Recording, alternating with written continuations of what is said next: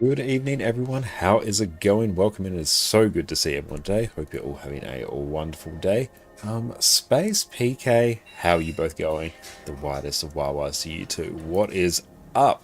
We're back again with some more Guild Wars 2, and it's also a very good time to get our provisioners tokens taken care of because they are still on our list of outstanding things that we need for more legendary sigils. The underwater ones are next current goal, on top of also finishing off all the Dragon Bash stuff as well. And Sven, your day was great. That's so good to hear. What'd you get up to today? Let's grab these. Actual sink for Mystic Forge Stones. Probably something more profitable I can use them for, but that will do. Oh, you're posting Discord too? Oh, hell yeah. Hang on. Let's take a look. Oh, you had the best interaction this Arvo. Went for a walk with Molly at Centennial Park and met a dog walker with a pack of Goldens and Labradors. Good lord, that sounds amazing. That would have just been the friendliest bunch of dogs you could ever imagine. I'm so jealous of you. That sounds fantastic.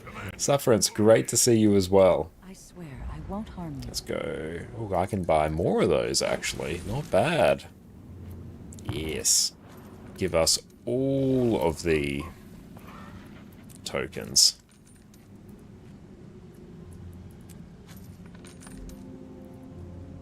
Oh, this is the greatest change.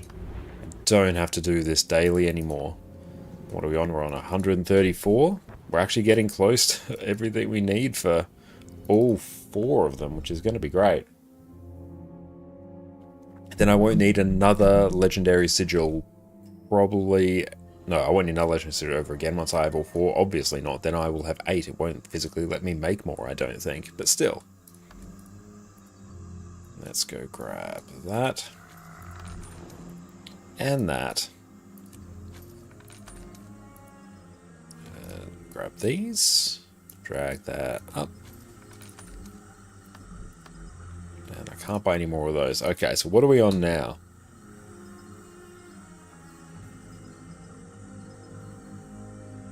Sufferance, you feel like I hit a bit of burnout yesterday in Guild Wars. I'm sorry to hear that. But yeah, what things have been burning you out in particular? And yeah, it's always there if you want to take a break from it as well. But well done yesterday on the Ceres progression as well. That is... I feel like we're not like too far away from getting it done. There's going to be a few more prog sessions, but yeah, like we're all making wonderful progress, which is fantastic. Alright, let's see. 155. Just 45 more. 45 more, and we are done. For provisions tokens, at least. Then I actually need gold. That's actually kind of the problem that we're dealing with right now. Unless I actually... it may even be not a bad idea to make some legendaries and sell them. That will at least turn all of the legendary starter kits that I have into some more gold. So that's not a bad shout. Okay. So let's take care of us. Also salvage these that just occupy in space. What am I doing on ectos now? I got 50. I have had less ectos than that before. I think that's kind of everything except that random force and stamina. Nah, mate, you can go. You can go. You realise as we started that the DPS portal is Powervert and not Condi. Oh, okay, as in were you running Powervert where you should have been running Condi, or were you running Condi when you should have been running Power? Yes, we can do that, and then sell that. Such an amazing sigil, it's worth nothing.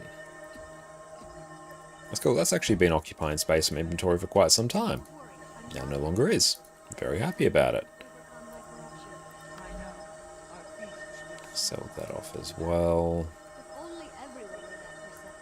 Another good thing about using the streaming PC is that we can pump out double the heat in this study. Hafaro, what's up? Great to see you, mate. Hope you're having a good one. Oh, you're a Condi, need to be power. Okay. Well, that's good, actually. Like, if you're able to make the change, power damage will really help us burst down those Malice Spirits much easier, so that's not bad.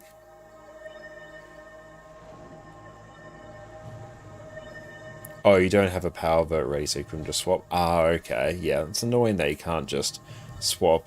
Like, at least it's not a particularly tricky one to gear, I guess.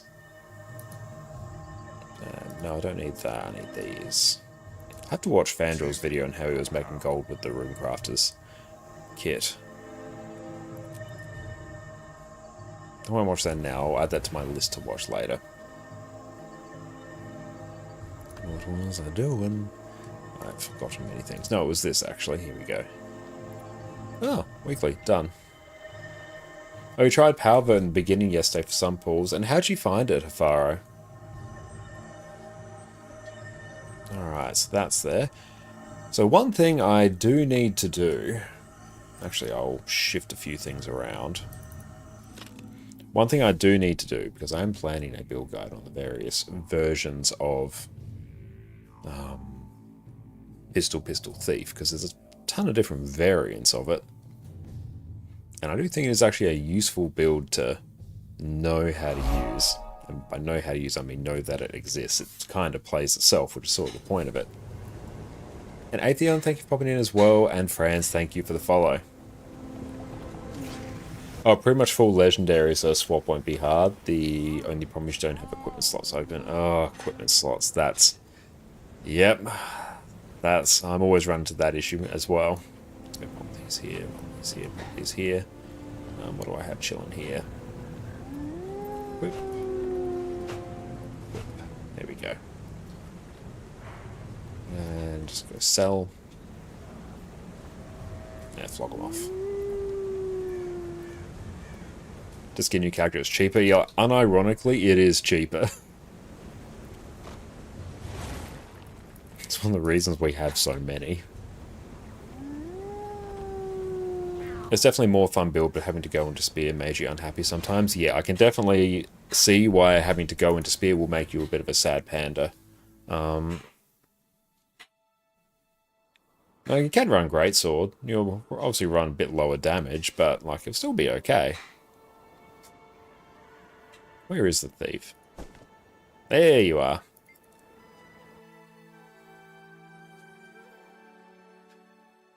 I think you haven't played Guild Wars 2 for a while. Is Rev the current flavor of the month? Not really. I don't even really know if there is a current flavor of the month. The balance in Guild Wars 2 right now is in such a point where every class just has great builds. I don't think there's really any super flavor of the month build at the moment. Everything's just kind of working and vibing out. So I think it's just really, really chill.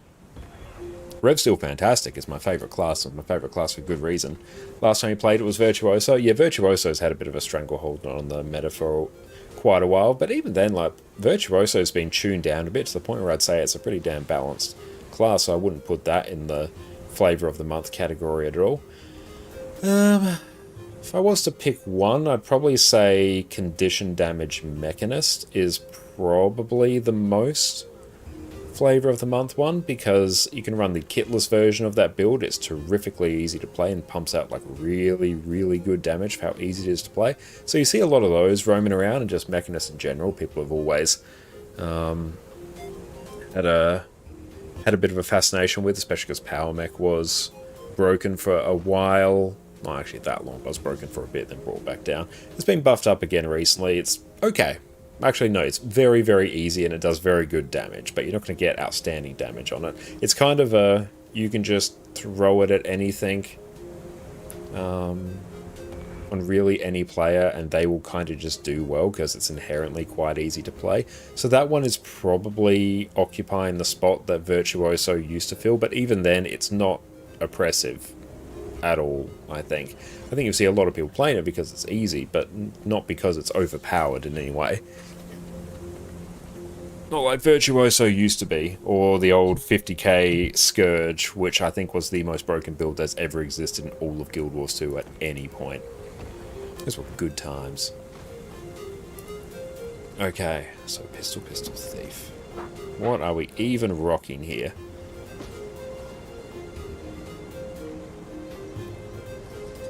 Okay. So, what we need. One, there's a few different versions of this build that I do like running. Can I extract these yet? Props can actually. Hang on, it's actually unironically a good way for me to generate some gold. Oh, yes, we can actually. Let's buy one. So what we can do is a pro gamer move. We can get that Sigil of Impact out and replace it with a legendary. Grim, welcome in. Great to see you. Hope you're having a good day. Yeah, let's follow that. Oh, why is there some undercutting there? I'm just going to sell them instantly. Cool, it's going to generate some more gold.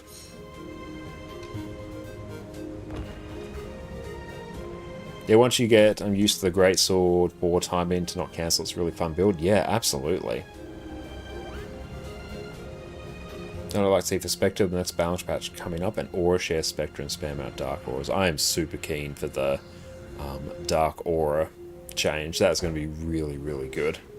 And Grim, I thought it was 2 days ago because you used to play it with Venom and Spam 3 in PvP. It was actually strong, but you lost the build. Tried to remake it quickly, it wasn't successful.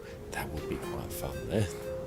So about that log channel for Ceres pulls, yeah, I know. I remembered that today.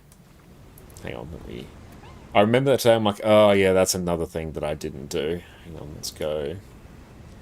Text. Ceres. It's also a bit annoying as well. Only selected members can see it.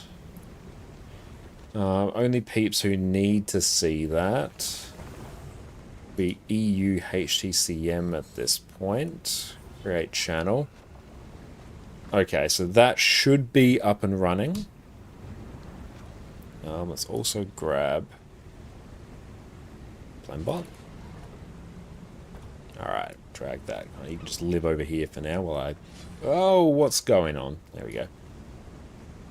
And Spear Deadeye good? Yeah, Spear Deadeye is really good. Spear's a bit tricky to play in instance content because you have to execute a very precise rotation. But it's good. I love it personally in open world. And Arani, how are you going? It's great to see you.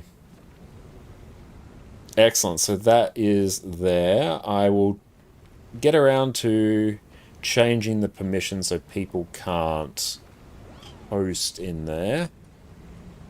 Okay, hang on. Let's go. Where is this? Is that other settings? Yeah, log processing. Discord webhooks. Alright, so can I click on this? If we go edit channel, integrations, if I create a webhook, copy webhook URL, add new webhook, let's go Ceres logs, and unselect all and just give me Ceres. That's just going to be strike. It's going to be under the Temple of Bebe or Ceres. Strike Ceres. Yep. Summaries. Is that all done? I think it is. Right. It's cool. Ceres logs is there now. Okay. That should work. They making build for open world. It's going to be mostly for raids and strikes, but we'll make any suggestions for open world. Doing raids on EU today, maybe later on today. We'll see where we get to with some of the other stuff we're working on. Ceres logs. Let's edit channel permissions. Give me advanced permissions. Okay, I want EU HTCM, so no one else can view the channel. So no one else can manage the channel or manage permissions, manage webhooks, create invite. You can't send messages. Just going to disable everything there. Add links, attach files. You can add reactions, external emojis, use some stickers. Can't mention anyone, can't manage messages, can see the message history. No text to speech. Use application commands, use activities, external apps. Save. Okay. That should be set up. So assuming that...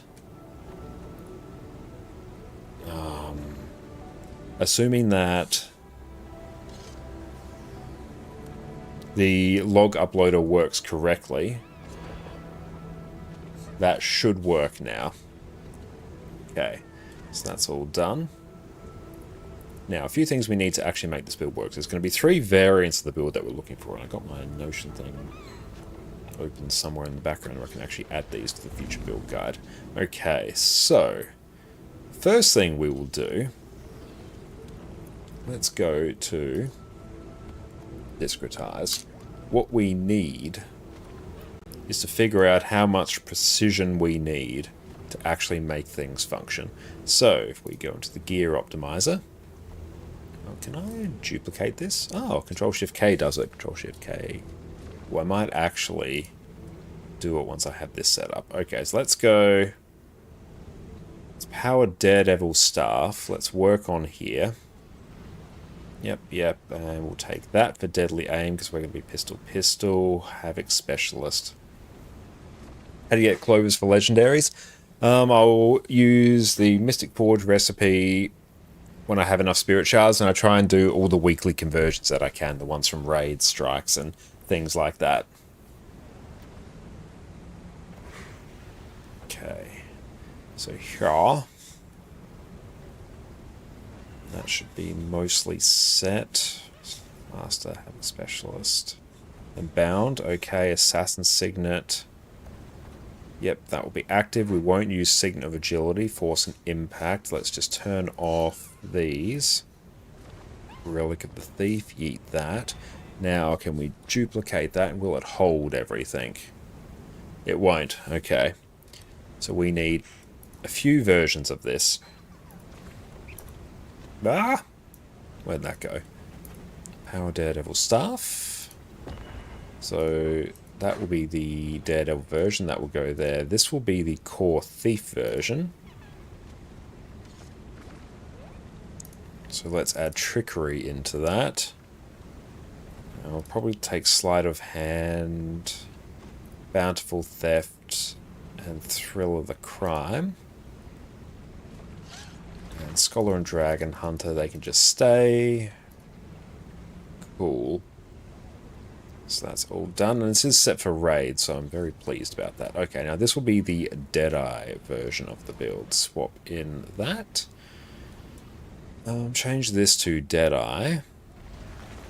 So what I'm trying to do now is just figure out how much precision I need to make each different version of the build work, because the idea is we can just make sort of the overarching pistol thief, because different thief builds actually need different levels of precision to work unless you want to run Signet of Agility, and I don't really want to lock down a utility slot for Signet of Agility, because some thief builds need it if you're on a certain type of gear and some don't, so I want to remove that as a restriction. Deadeye, be quick or be killed, premeditation. Stolen skills do more damage. I'll just check that, actually. Snow Crows. Alright, so let's go here. This will be under Accessor Builds. What's the website? That is the Discretized Gear Optimizer. If you check out my YouTube channel, a good few videos ago, I've got a guide on how to use it. And we also uploaded our latest guide on how to use Guild Wars 2 efficiency as well yesterday. Okay, yeah, that looks right. Cool. So that is there. Yoink all these. Yoink that. Okay.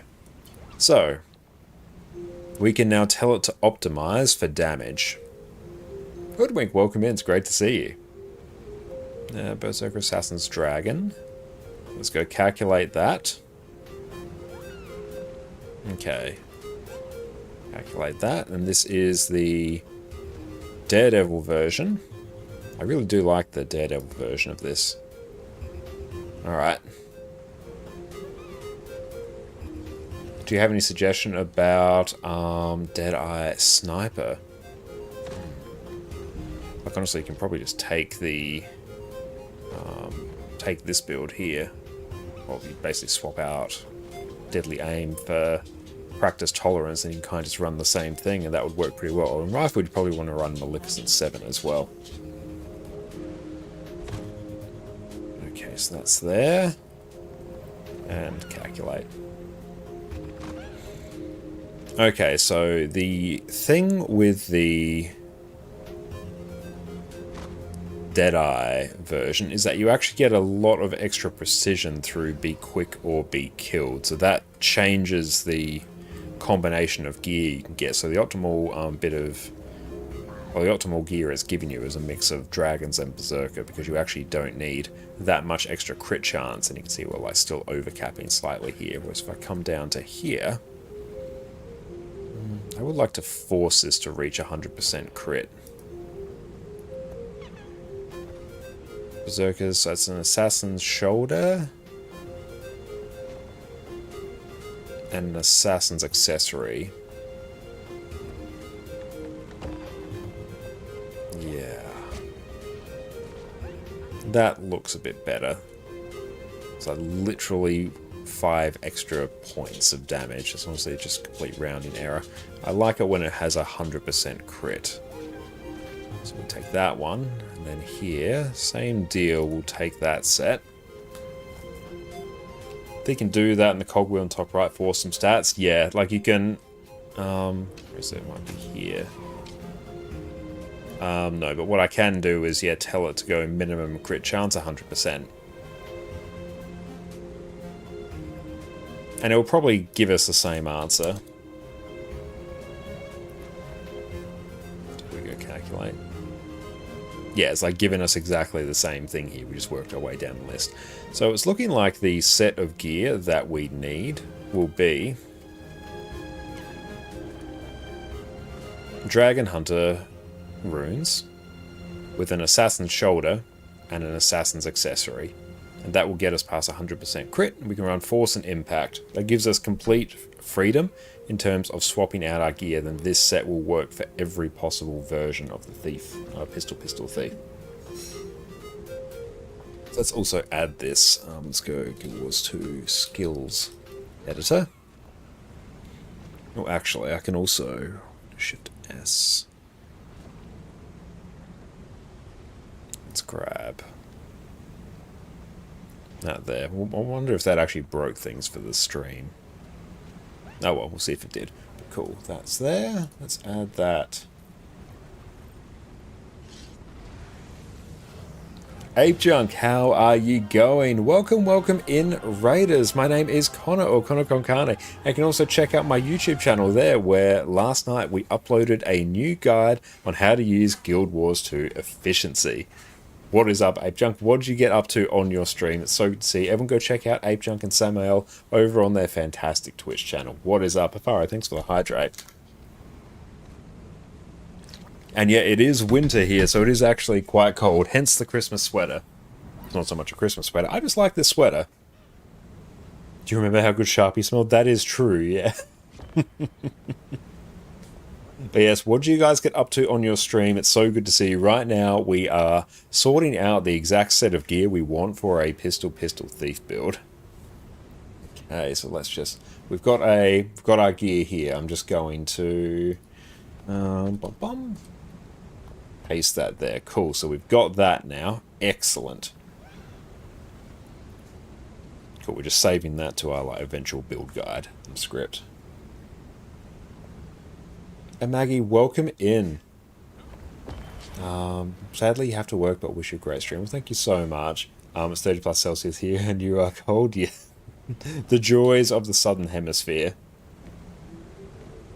And what is this Pistol Thief build gearing up for? It's gearing up to just exist and be a terrifically easy build. It's also actually one I tend to use, and thanks Gareth for the stretch, it's one I tend to use for any sort of kiting roll in raids. So Kadim Kite, I use it all the time.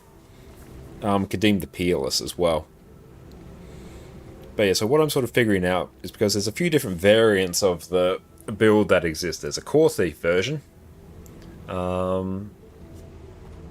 Daredevil, which is my personal favourite, and a Deadeye version. But they all, well, the Deadeye version has different gear requirements than the other ones because it gets a bunch of extra precision.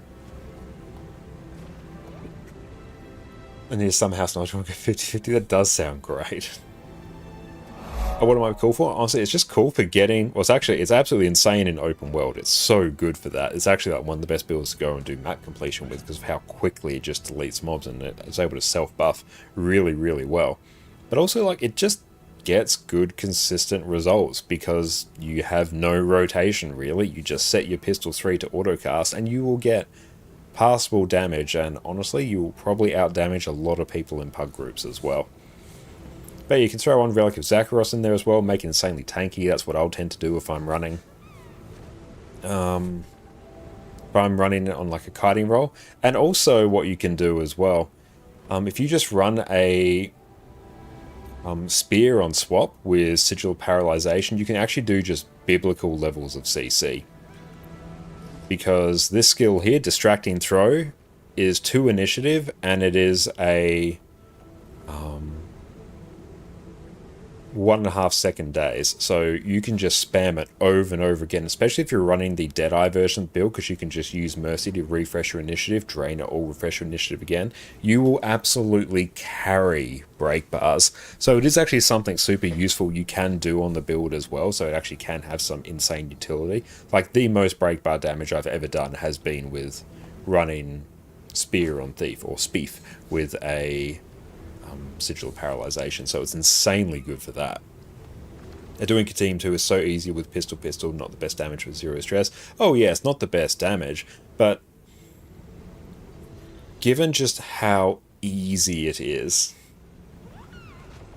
it's absolutely insane. And the fact you have Shadow Step, which is just the perfect skill for pylon kiting on Kadim 2, is just, it's so good. And yeah, this month we are raising money for Rainbow Railroads, part of tyriapride as well. So any donations towards that will be massively appreciated. And thank you to everyone who pushed us past our first milestone of $200. That is absolutely amazing.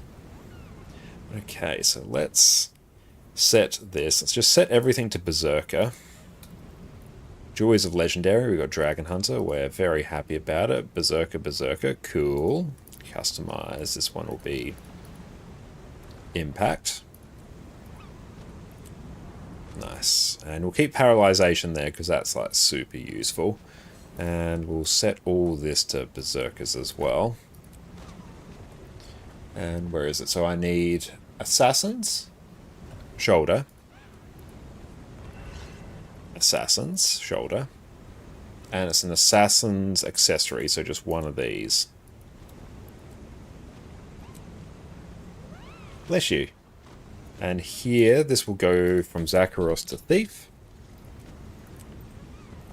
Okay. So there are a few different versions of this, actually, that we can run. So this will be... Oh, look, I've actually... Are you doing raid CMs? If we're raiding, it will be on EU today, Grey Doodad, but welcome in. Wonder quick how that can go. How high is the chance to get clovers from the Mystic Forge recipe with crystal, shards, coins, ecto? I think it's about a 1 in 3 chance. Can I delete that?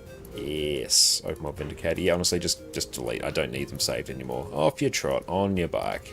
So there's Core Condi Thief as well, which is pretty fun. Do I actually buy more? No, I don't buy more of those, because straight up they can just be in... Actually, no, what am I doing? They can literally just be in a text document. Just hit a 6% chance for clovers? Hell yeah. I mean, mathematically, I think it's hard-coded. It's like a 33% chance or something, but... Yeah, obviously you can get really good runs, you can get really bad runs. I'll rip the Replenishing Despair trait on Rev. Oh yeah, that's getting reworked, isn't it? So let's go. This one will be... PP Deadeye.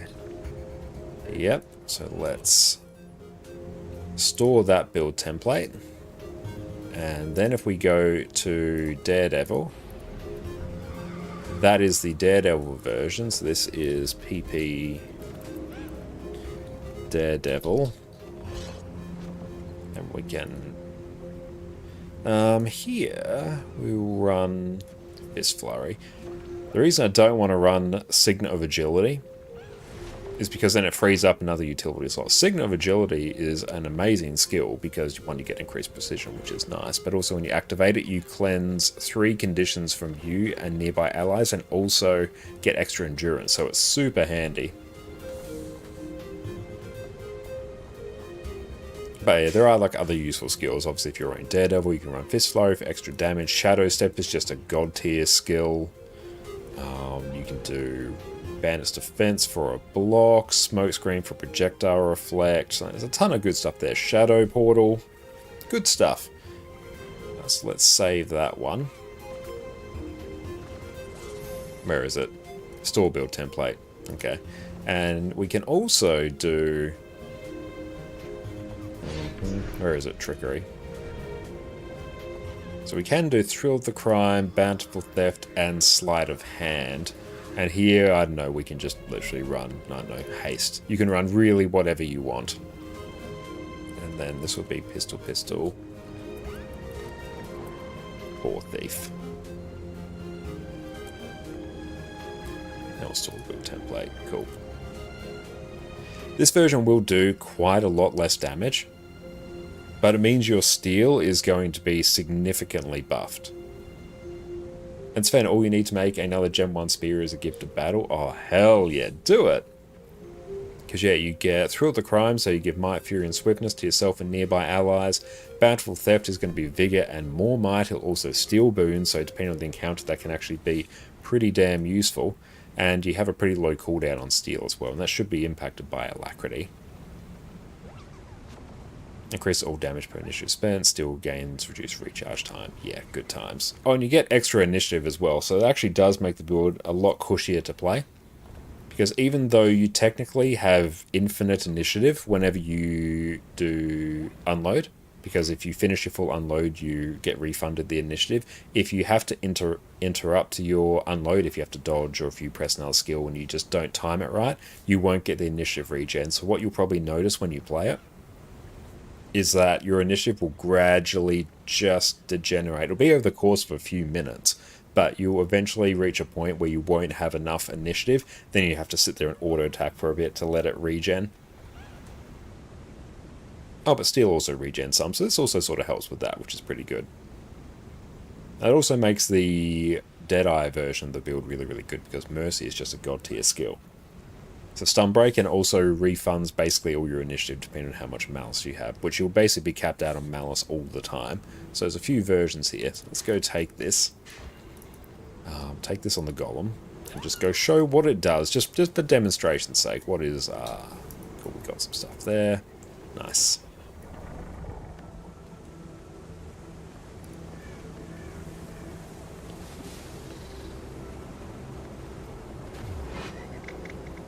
Okay. Aerodrome, there we go.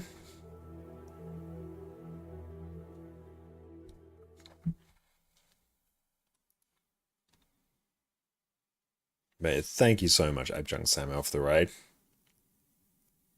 Oh, you lose all your initiative on Conscious Amalgamate? Yeah, like if you're in a situation where you know you're going to be a bit short on initiative, running the Deadeye version is really good because you have a means to actually regen it really quickly, and it's basically a way to fix mistakes as much as you can make with the build.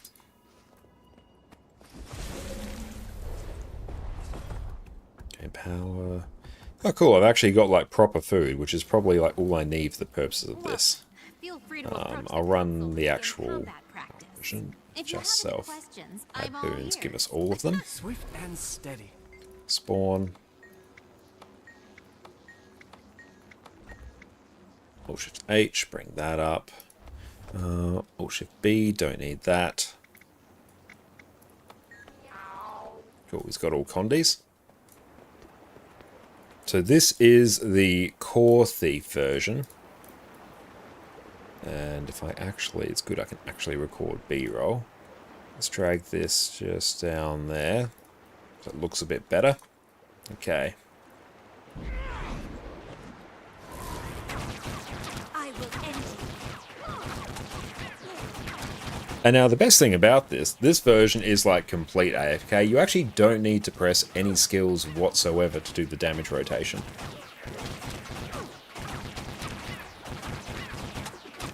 Well, you may have to press Thieves Guild once every few minutes, I guess. And Fire, thanks for the hydrate. Now's actually a really good time while I practice the core pistol thief rotation.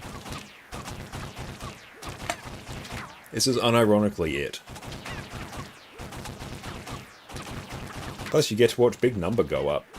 Now it looks like we're critting all the time as well, which is nice.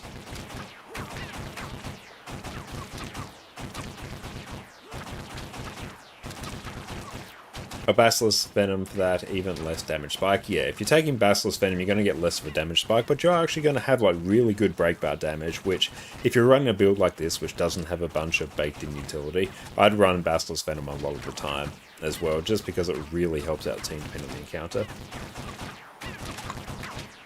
How many minutes per action is this? I guess technically, or if you run Basilisk Venom and you don't care about break bars, technically none. Because yeah, if you just set Pistol 3 to autocast, you should automatically just start attacking.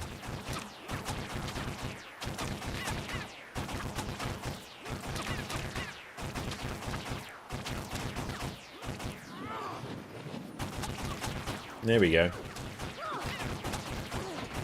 See, we had to press another skill. And yeah, sure, I'll show you the gear and build again after we do this. Just getting some footage for like a future build guide for it. Welcome in, do you have telekinesis? How are you pro defensing without hands? Entirely with our mind. 100%. And if I want to probably up the damage a bit, I can press my Signet of Might, or Assassin Signet, just to up the damage a little bit at the end there.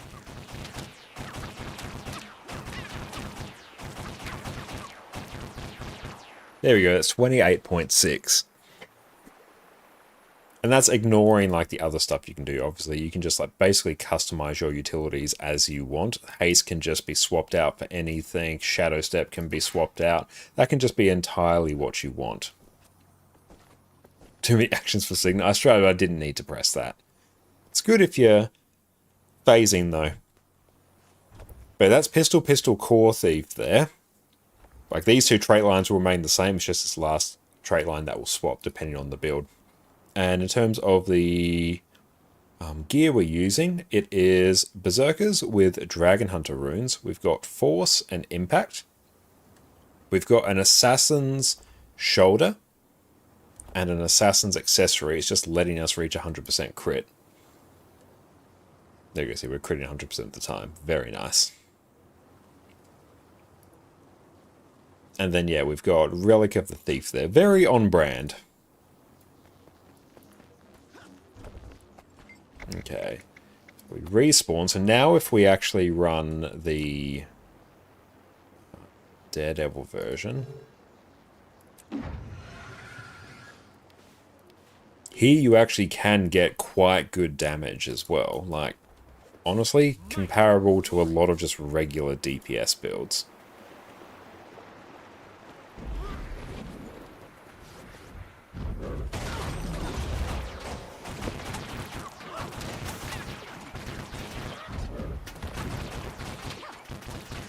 Oh, hey, I'm not actually recording, which is what I need.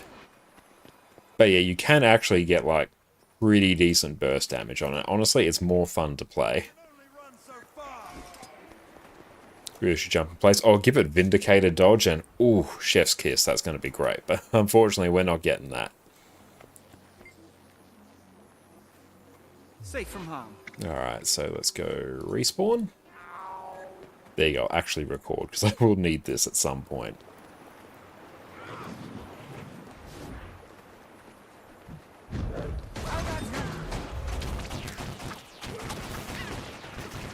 And obviously here I'm just dodging from side to side. Actually, that was bad. Why was... Because I actually wasn't facing. Hang on. Too sweaty a DPS rotation. They should despawn momentarily. There we go.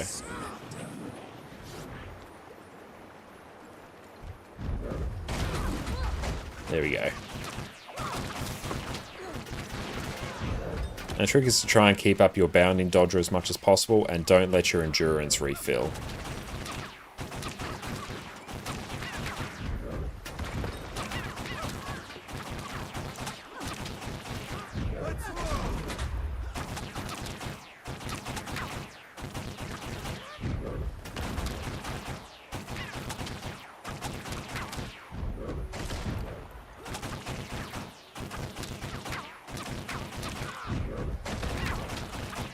So it's basically every 3 unloads you want to dodge.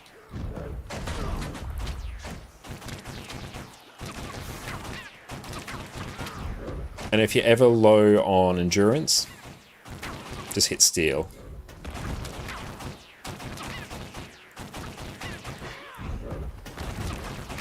Dilly, welcome in.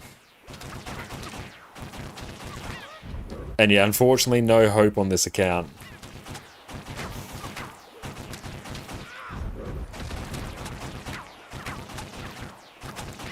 So even then, this is still like super low intensity, but you actually are getting some pretty good damage from it. Purely because Daredevil actually has some pretty cracked damage modifiers in it. There's just no hope here.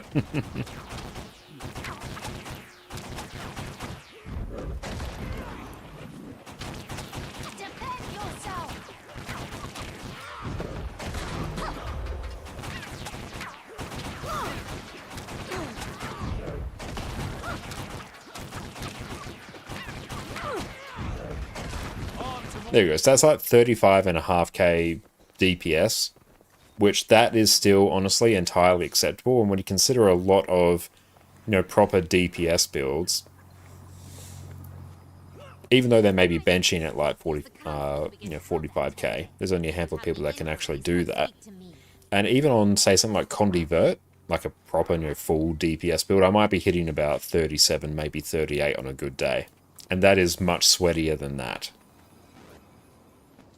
And you have a question for 2 legendary rings and accessories. How long does it take to craft them? I'd probably say for a casual play, it might be talking like 3 weeks to a month for each ring. I think it sort of depends on how hard you go on each game mode. And let's go respawn. And if we go the Deadeye version, hang on. Yeah, there we go. That's how it works. Set that. So this build, there's actually a few different versions you can run. Let's run that there. Does Vindicator works with 2-handed hammer? I mean, it will work. I mean, it's low damage. It's just because hammer itself is low damage.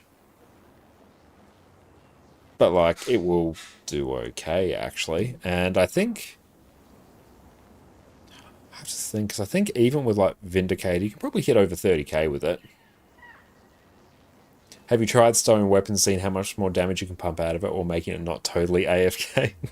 I haven't tried stowing weapons, and just generally, I hate stowing weapons in Guild Wars 2 to try and eke out more damage. Usually, if a build suggests you do that, I will disregard that entirely, because that I feel like is a janky mechanic that should not exist. But you probably could do that. There's definitely some points there where I could have probably like cancelled some aftercast there to squeeze it out a bit more. Using Greatsword and Sword. Oh, that's great. Yeah, I mean, you can swap out any one of those for hammer if you want a ranged option. It'll probably be fine. But yeah, so this is probably the typical version you'd see.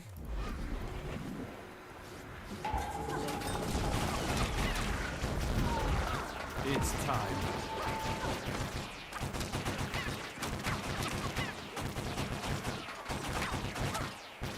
But really, you just have to use Deadeye's Mark.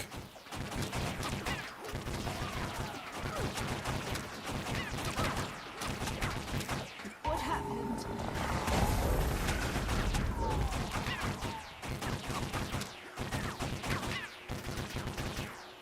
You're really just marking it off cooldown, really, and I guess using Shadow Flare as well. So sorry to hear that, Grey Doodad.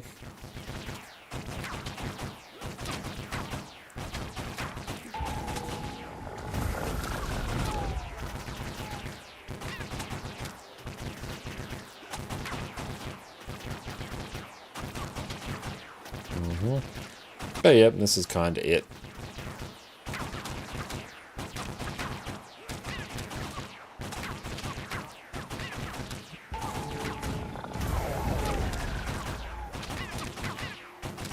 And yeah, this will get you around about 32. And there's a lot of ways you can make this incredibly survivable as well. Thief is actually really good at that.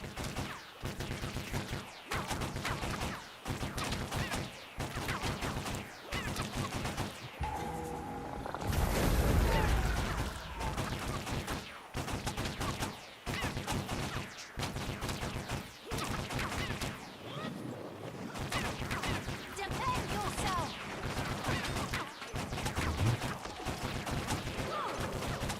Not sure if I should be using a stolen skill at all. Aside from, hey, it actually gives you something else to do.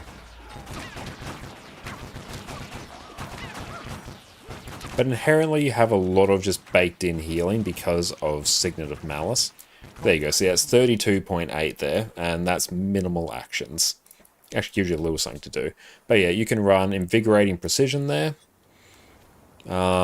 Yeah, that's going to convert a bunch of your damage into healing. I was basically outgoing crit damage, so yeah, that's going to be a ton of healing. And if you really want to juice it, yeah, you can run the Relic of Zakharos as well, which that's honestly what I'll be doing if I am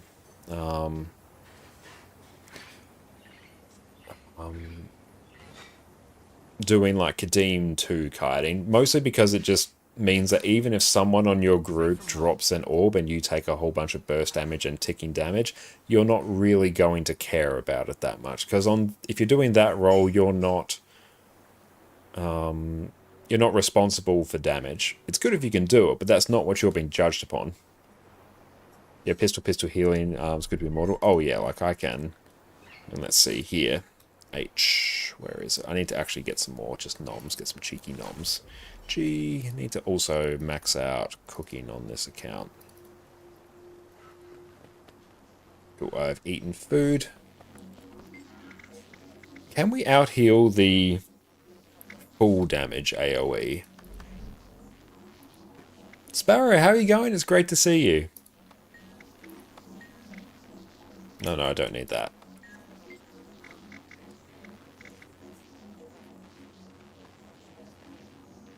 You do Q2 without Zakharos, but you believe in your other Orbers? Yeah, like if your other Orbers don't drop it, you don't need it. Like Zakharos combined with Invigorating Precision and Signet of Malice is just complete overkill. It is 100% overkill.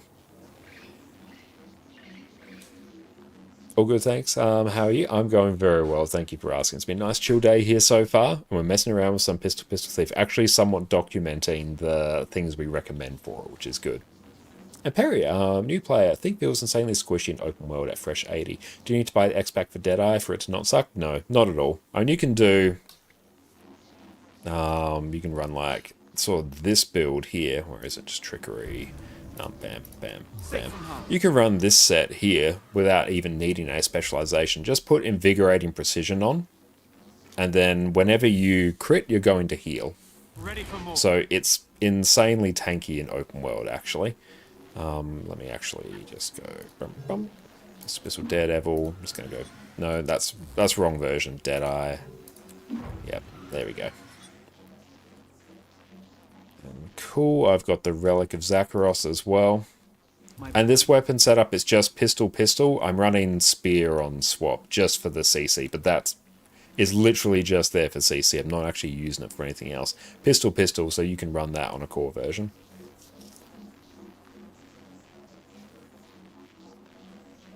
But yeah, if you're running healers, if your healers are competent in your group, which honestly they probably will be given how juiced healers are, don't bother running Invigorating Precision. Just swap it out for No Quarter and swap out Relic of Zakharos for Relic of the Thief.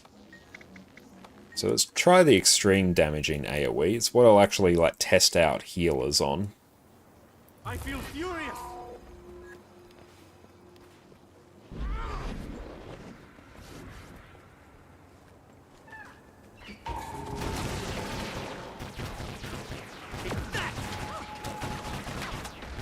Yep, that's the extreme damaging AoE. It's what I will test healers on. It's fine.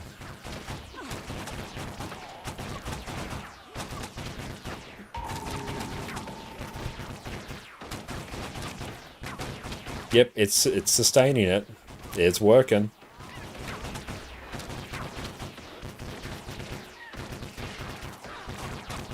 Plus, yeah, because I'm not running Shadow Flare, I literally don't have any other skills to press.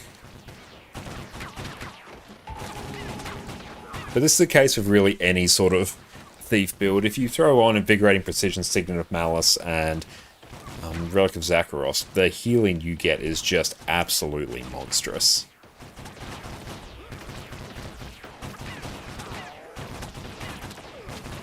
Definitely helps I've got protection here, though.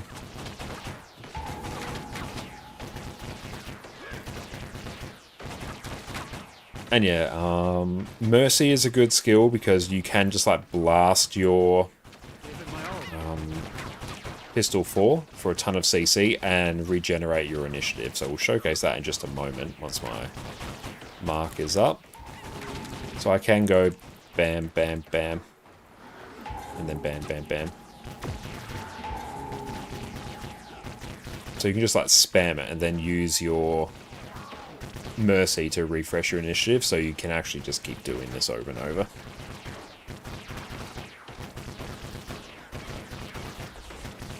As soon as I stop attacking, I will die very, very quickly, so I'm going to have to shadow step out once we're done.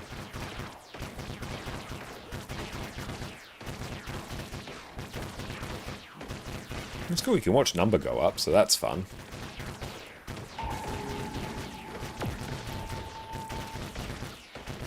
See, look, we've gone over 1 million now. Like, if you literally enjoy watching line go up, it does the thing. Now I'm going to have to get ready to shadow step out. There we go.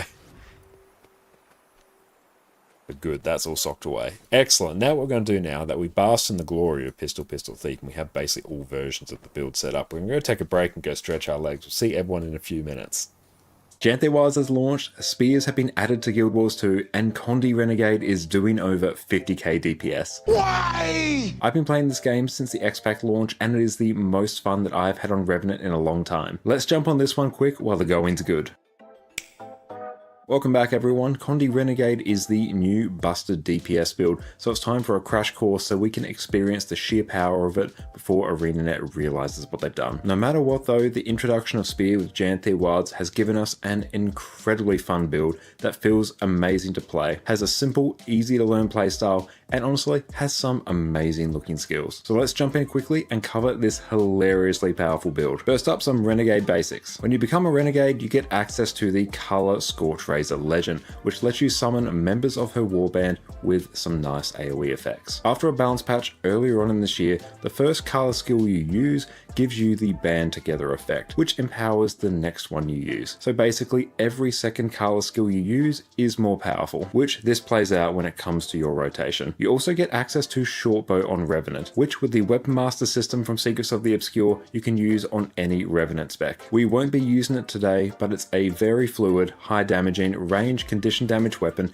and one of my personal favorites. You also get access to new Citadel Order skills, which let you grant boons to your allies or deal some extra AoE damage. Another small but important mechanic is the buff Color's Fervor. This is a stacking buff that grants you an extra 2% damage, condition damage, and lifesteal damage for each stack with a maximum of 5. Several of your Renegade skills and traits interact with this buff, so keep an eye out. With today's Condi Renegade, you'll end up with an amazing DPS build with lots of AoE cleave, a simple rotation, and oodles range damage. With that, let's dive into the gear. Our gear on Condi Renegade is going to be pretty standard in terms of condition damage builds. We'll be using full Viper's gear in every slot with Runes of the Trapper for the extra condition damage and duration. For your relic, you want to run a Relic of the Fractal for the extra burning and torment whenever you apply bleeding. In terms of weapons, we'll be running a single spear with Sigil of Torment and Earth. The vast majority of your damage comes from torment, so you'll want to apply as much of this as possible. And the Sigil of Earth will let lets you keep applying bleeding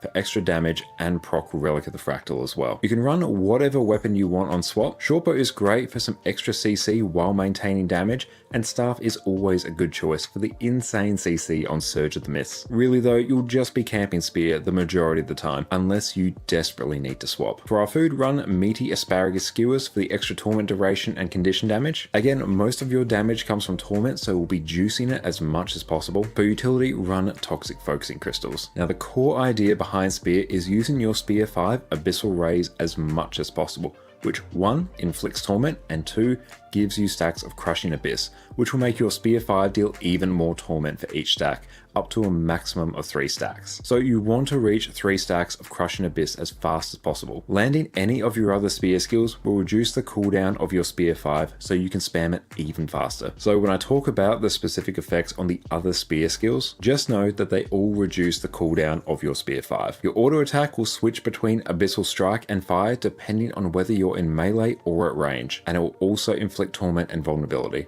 The fact you can still hit your target while at range is an amazing feature and huge quality of life. Spear 2 Abyssal Force will inflict burning and chill on your target, and if you hit an enemy, massively reduce the cooldown of Spear 5. You want to use this skill as much as possible. Spear 3 Abyssal Blitz will let you dash in whatever direction you want and evade while doing so. It's great to use instead of a dodge to conserve endurance, and if you have some extra energy to spare. Spear 4 Abyssal Bolt is an AoE skill that will pull your targets together and inflict poison and chill. It's great to group up enemies before using your Spear 5 while they're all clustered together. Inkala Break Razor's Bastion is a very nice heal skill and will pump out some serious healing to you and your team, as well as provide some resolution to reduce the amount of incoming condition damage. If you empower it by using another Kala skill beforehand, it will also grant some barrier. Razor's Claw's Rage. And we are back. Welcome back, everyone.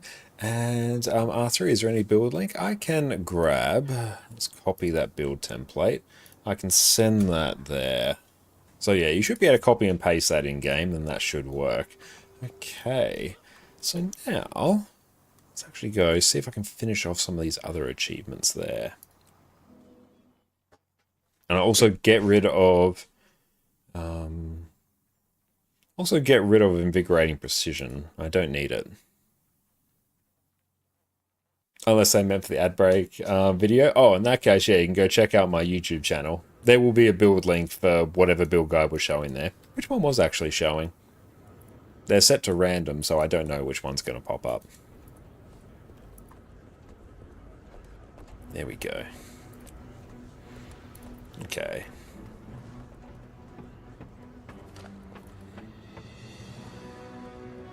Let's go into Holbrook. This one I've actually done Corteria map completion on. Where is Holbrook? There. Oh, Condi Renegade, you think with Spear? Oh, hell yeah, I love that one. Not as broken as it was. I miss when that build did 50k. But it's still really good. I still 100% recommend it. Okay, let's see if I can... Hold Shift H, hide that. Wasn't Pistol Thief, he mentally checked out. Fair enough. Although Pistol Thief is what I'll run if I do want to mentally check out.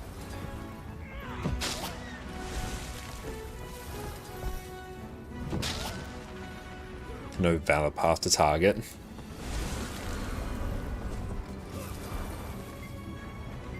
Ah.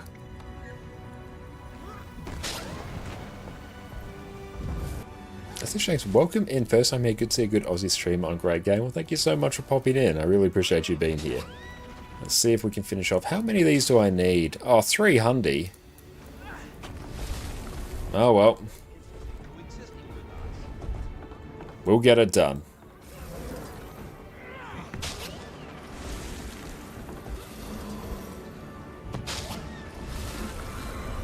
There's probably actually other achievements as well that would be pretty chill to get. Does the pinata bashing adventure also count?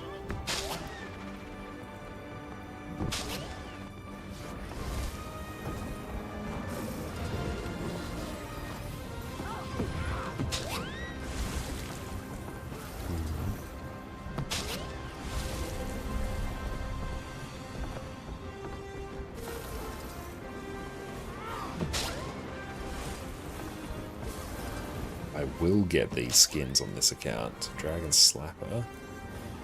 What's that one?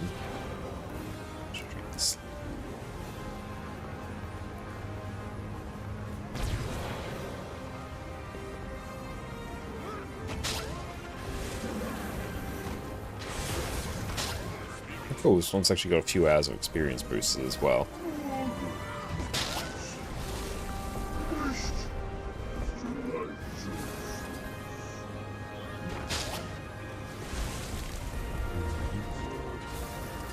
That's good. We've actually landed on the set of gear as well that we want, because the Deadeye version you can actually run like a good chunk of Dragon's gear for extra health. I'm just going to place a thing there.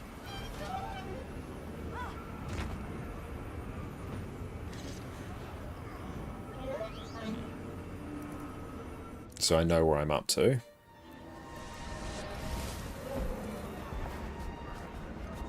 So here I have to bet on the winner a ton. Yes? Oh. Hi. Are your Don't know if there's usually sales around now. I'm not sure if there are any on now. There were some super recently. But with the anniversary of the game coming up in August, like, you can almost guarantee there will be some there.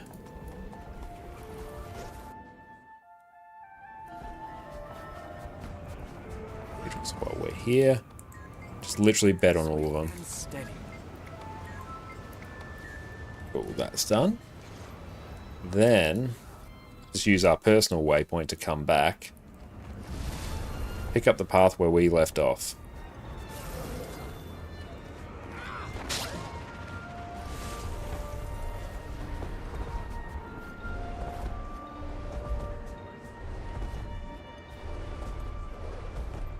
Do we have to get all 300 of these? Dragon's Bash, Dragon's Bash experience. Oh, maybe Dragon we do. So Masters of the Arena we need to get. That one we need 500 of them. Okay. A 75% off for Hot and Pop when it goes on sale. Oh yeah, then it's just, honestly, it's insane value. Honestly, if you want to get like a second account as well, that's actually a really good way to do it just then. So even though login rewards for multiple accounts aren't really a thing, if you blast out the first weekly of the season on an account, it's worth about 150, 160 gold. And you can usually do it in about an hour or so, so it's actually like insanely, you know, worth it.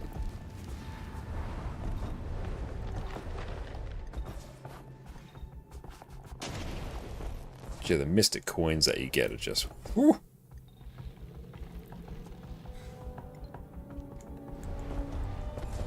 Elder Dragons. And especially because if you buy the Heart of Thorns and Path of Fire bundle, you get a level 80 boost as well. Subject us to their twisted whims.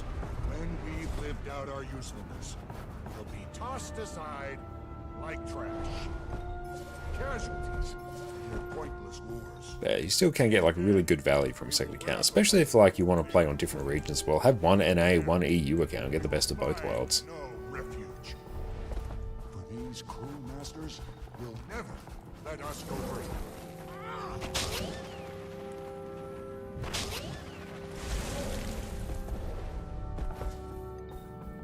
Okay, so I have to figure out where's the best way to blast them.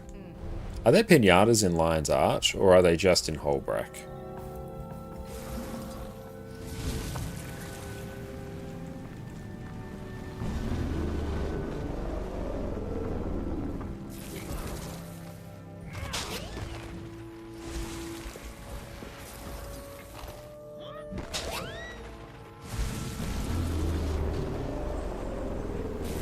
Master is done. There are two in either north. You can always click that swap map button. Yeah, I'll definitely be doing that.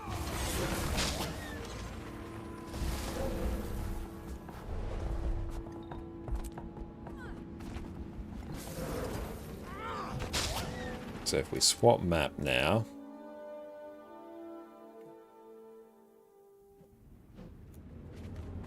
So we go back here.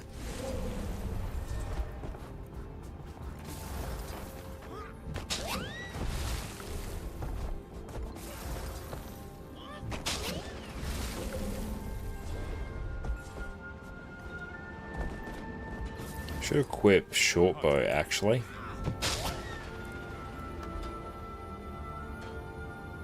Yeah, just literally there.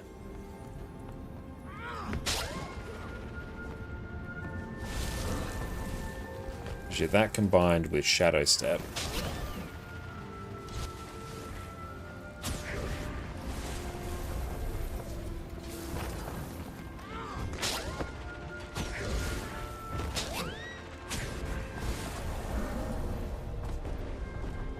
Are your homes dissatisfied? No, traveler. So we actually get to feel like we're using our skills effectively.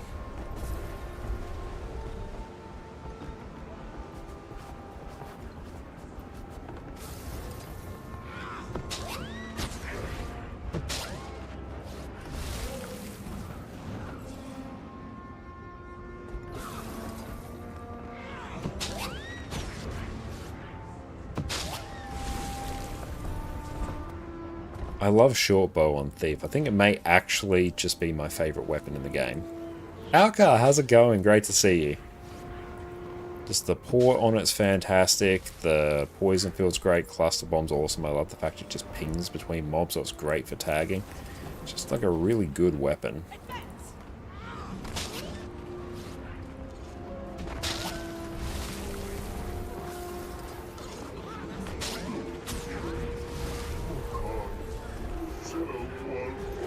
Laz, how's it going? Great to see you.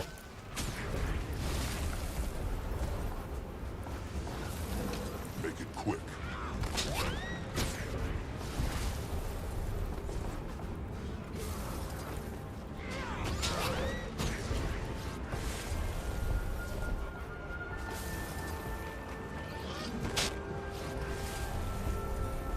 Short bow's S tier for riff farming. Yeah, that and Herald is just absolute god tier because you'll just get credit for everyone's kills because the sheer amount of boons that you give. I'm so sorry to hear that, Sufferance. But yeah, if you're not feeling up to it at all, like, I totally understand. Because yeah, Sarah's prog, it's a lot. So if that's what you feel you need to do, that's all good. But I'm really sorry to hear that.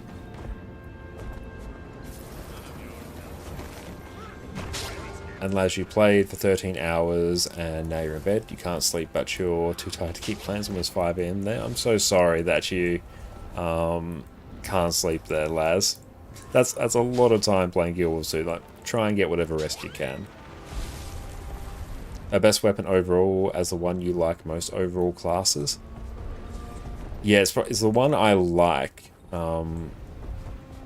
most overall. It's got such utility baked into it. It feels like a good weapon to use at all points. Obviously, short bow is not great for damage, but like in PvP, throwing down the poison field is great. It's great CC as well.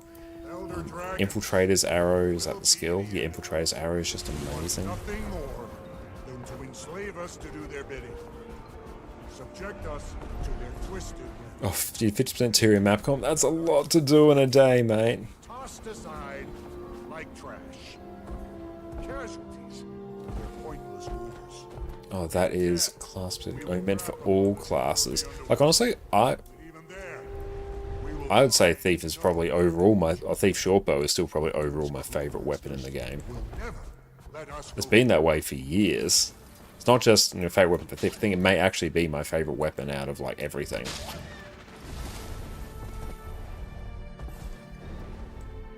But other ones that sort of stand out will be Rev Shortbow. I really, really love the feel for it. It's just an incredibly fun, satisfying weapon to use. Oh, did I miss it? Rip.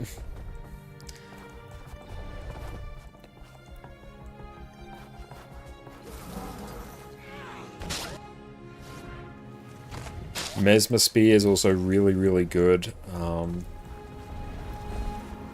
thank you so much for that, Jess. Everyone, Jess, absolutely incredible, and has made homemade turkey shepherd's pie. That is going to be so good. Everyone go check out Jess's amazing Twitch channel at ConnorConCarne. Spirits of the wild will. Oh, for all classes in mind. Okay, so for each class, the thief is definitely short bow. Rev, I would say short bow. Warrior, it might actually be longbow in terms of the one that I'm excited about playing the most, because I don't actually play a huge amount of warrior. Guardian, I love greatsword. Just whirling wrath, such a fun skill to use.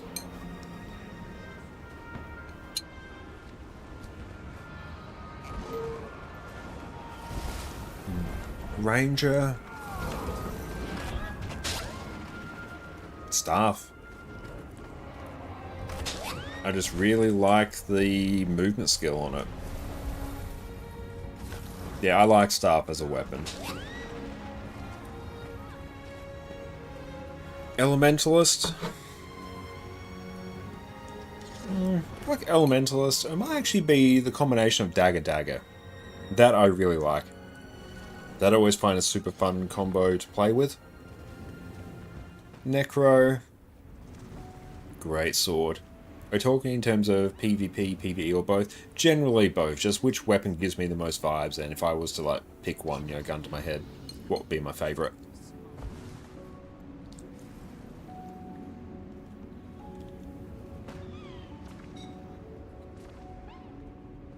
I do like Ellie Spear. Ellie Spear is pretty damn cool. Have I missed any? Engineer. Hammer. Hammer on Scrapper especially. Yeah, Hammer is great. Without a doubt.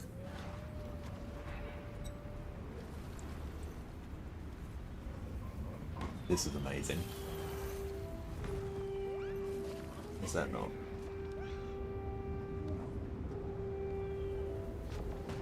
There it goes.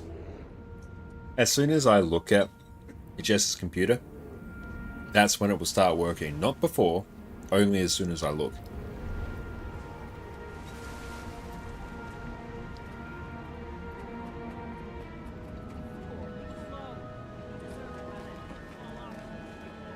It still seems per class. I think I've definitely misunderstood. Feel free to rephrase and I'll do my best to answer.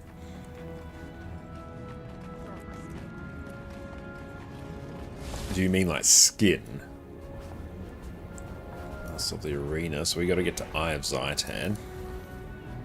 Let's wait until the Mole Racer are done as well. We can turn that off. Oh, which weapon skills do you like the most? That's not per class. Okay, weapon skills.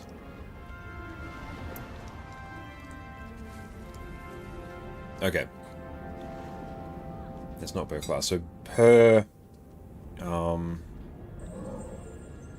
weapon, what is my favorite skill? On longbow, can we say the warrior, the berserker burst skill, where you lay down the giant field of fire? If we have all weapon skills from all class under one class, oh wow.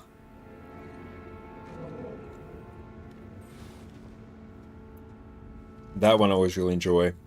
Eternity's Requiem. The Revenant Greatsword 5 skill, love that. Unload on pistol, yep. It is good. It's very good. That will just be my favourite pistol skill, because pistol skills are just a bit sort of meh in general. Got the Greatsword 5, Ambush and Mirage the most. Yeah, that's a good one. Yeah, Thief Dagger 5, yep, Cloak and Dagger, love it. Cloak and Dagger Backstab is great. Go ahead. I love Whirling Wrath as well on Greatsword. On what do you call it? On Guardian. That's great. Yeah, let's go Festivities. Yeah, Mesmer Spear 2 is also really, really good. Great, yeah, Greatsword, like Nightfall. Is it Nightfall? Yep, There we go. Let's join up with this group here.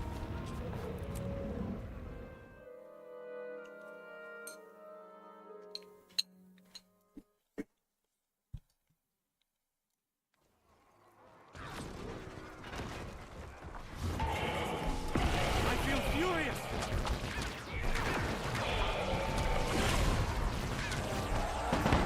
Nice.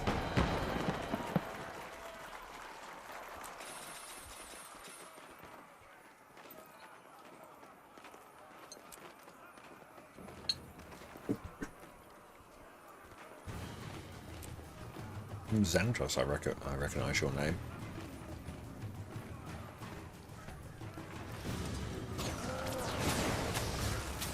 Might and glory.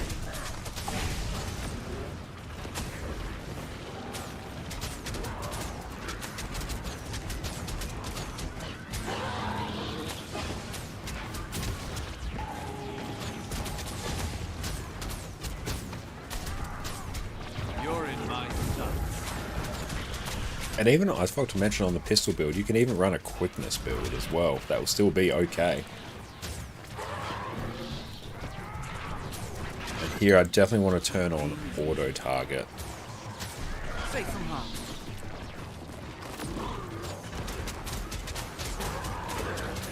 Sweet and steady. An archive table learned that Ken Allen, the orangutan, was many escapes. During his escapes, he would peacefully stroll around zoo looking at other animals, then act aggressively towards patrons, but would throw rocks at Otis, another orangutan he despised. That's very funny.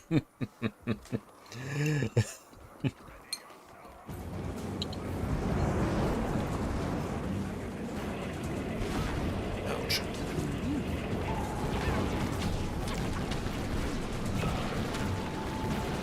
For pistol, and rifle and thick white. Rifle, to get the full damage out of it, I find it clunky to use. I don't like the kneel mechanic. Like, I just really do not like that. Anything that restricts my movement in Guild Wars 2, I'm just like, nah, I'm quite happy to not have that.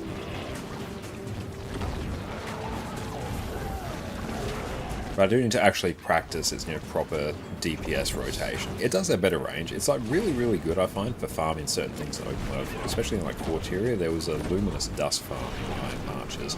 And yeah, I'd run rifle for that. But range hardly matters. Yeah, like in most content, range doesn't matter.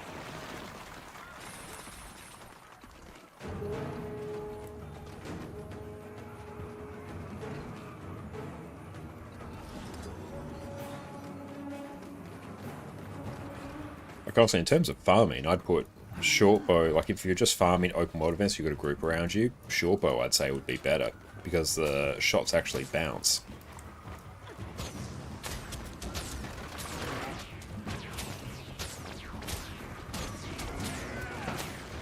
Sweet and steady. Rifle's really good as a weapon. Ah, really.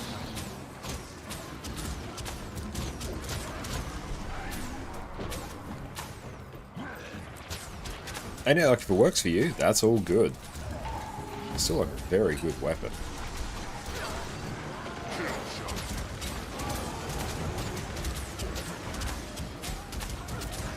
Probably turn off snap target here actually, so I can just like pop those down everywhere. So you get spirit shards as well. Oh, your rifle does have some great use. It is a fun and a broadly well-designed weapon.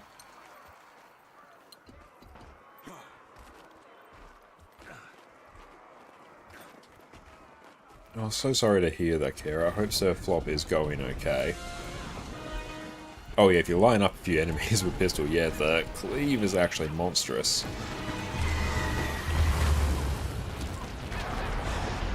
Did you see that? Also, yeah, the fact you're able to buff yourself with 25 Might and Fury is pretty good here. I do need to practice playing rifles some more. It's someone that I've never really gravitated to. What classes use pistol? Elementalist does, like pistol Elementalist I think is pretty sweet. Pistol Firebrand, or Firebrand, or actually just Pistol Guardian. That's really, really good. And Alcard, thank you for that tip there. The Pack Supply Network is going to sell that recipe. Hell yeah. Scourge uses it. Oh, hang on. Target marked. Warrior can use it. Mesmer can use it. Engineer use it. Honestly, that most class can use it. I think Ranger can't.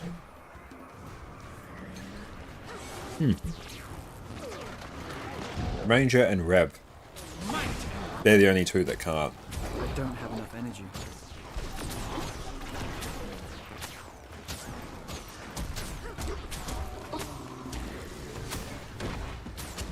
I do need to do all the Pack Supply Network agents as well. Sweet and Need to get in the habit of doing them.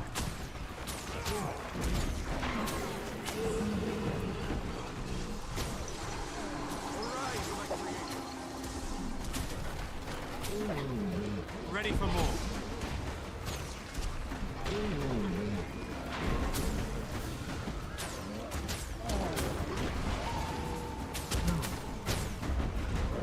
True Control Ball, that's a great short bow as well. I do need to get that on this account.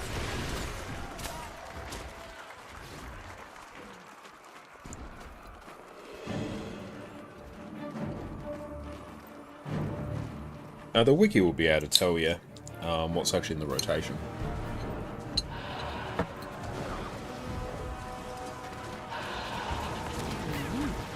Another.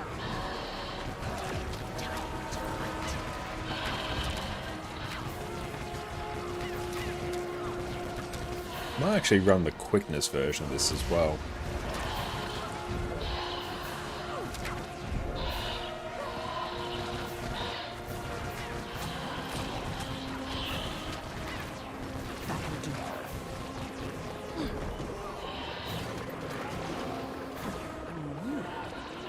Sharper still.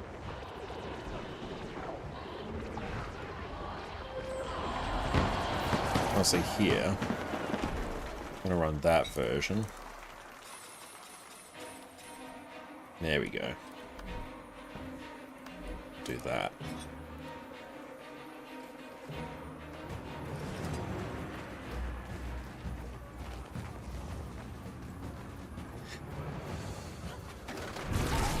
Might and glory.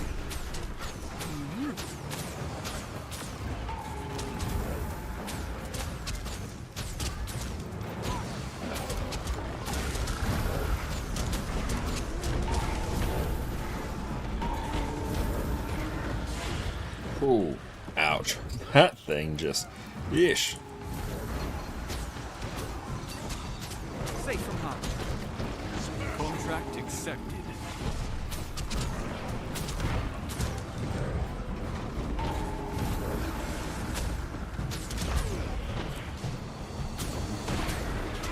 Sharper still. Hurts, doesn't it? Stun break there. Click, click. That's valuable. Oh, we got the Sacred Raven's chest. Oh, okay. This dragon minion is sight to behold. Don't get distracted.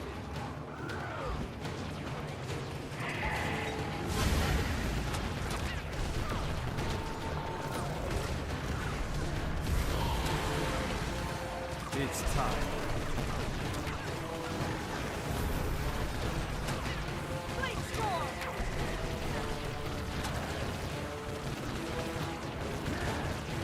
Just a bit of your soul. I deserve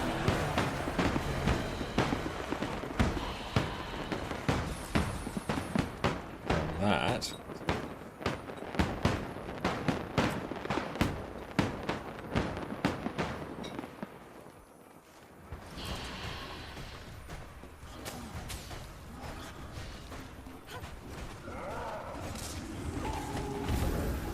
Another.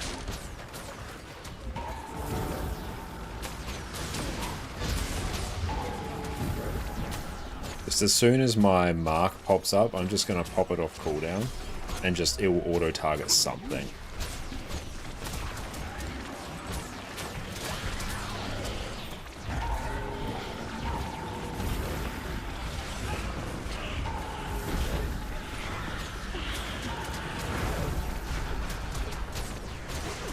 Another.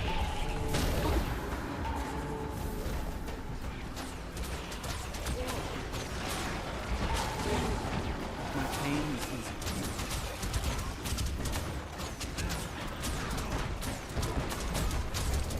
What time is it for you? It is 6:39 in the evening for me.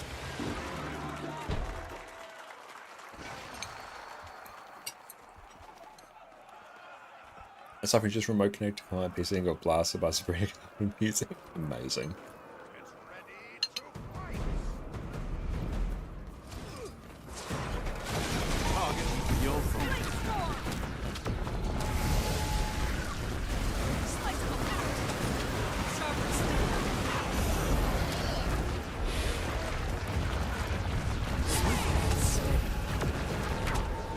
Anyone? Help! I will end.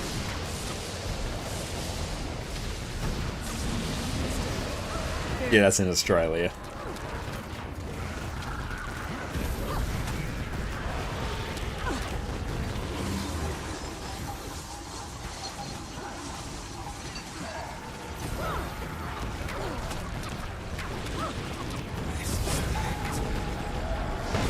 So that one is now done. So we got the mini mystical orb, so we can add that to the account wardrobe.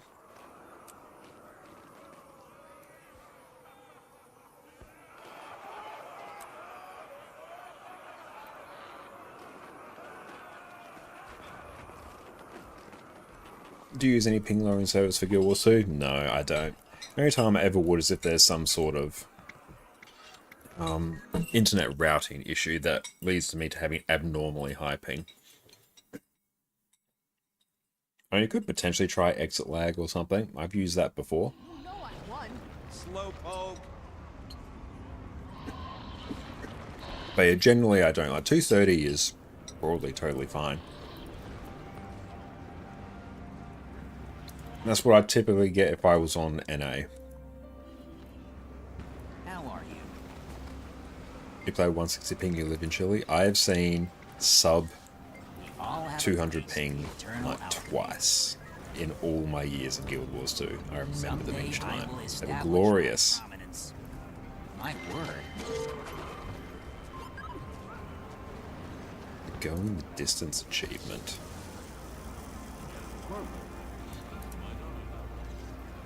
Yeah, 230 ping is pretty good for Australia. How much do these go for? Excelsior. We all have a place in the eternal alchemy. Sacred. Are these all just account bound? Oh, there's something else. My word. Raven? If they League of Legends 2 ping, good lord.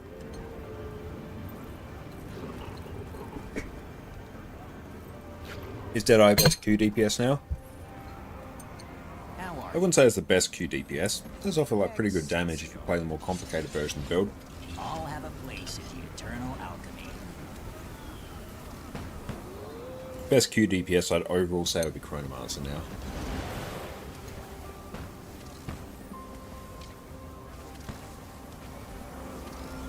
Yeah, exit lag didn't get me down that much lower.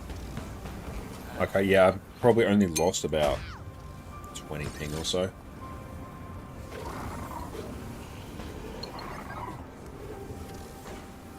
Chrono the best Q DPS, broadly I'd say. It's the most flexible, has really good damage, great stability and Aegis access. So I'd say that one, if I had to pick one, and also because you can just swap one trait and do Alacrity. So it's got that going for it as well.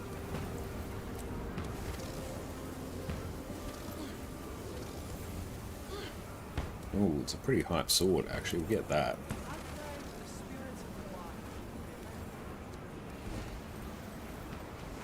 Yeah, probably not with the monthly sub, you ought to know just 230, 210. Yeah, that's kind of what I feel.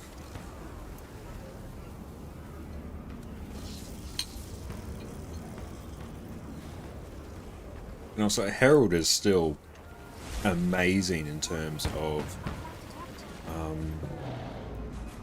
quickness DPS as well, because the sheer amount of boons that it covers.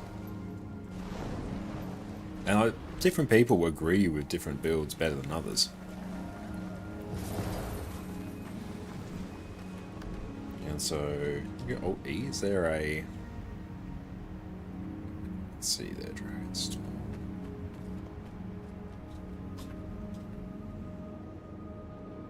What am I looking for? I'm looking for holographic stampedes. Rules 2, holographic stampede.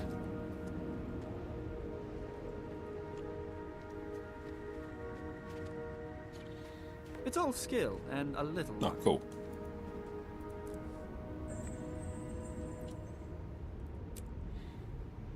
So we need to get one more of these, so if you get the going distance.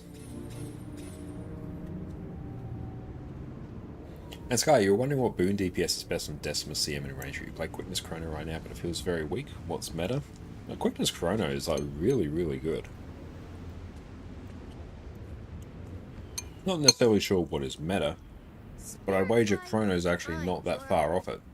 Because you can run Dagger Sword and Great Sword, and it will just work great, because you can also run Well of Precognition, which will really help your team survive as well, and not get knocked around by stability.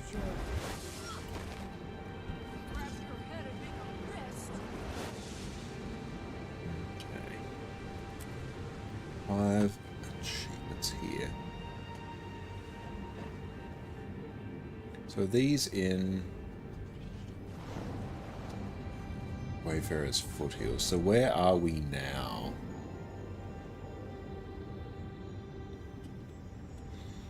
So if we go festivals.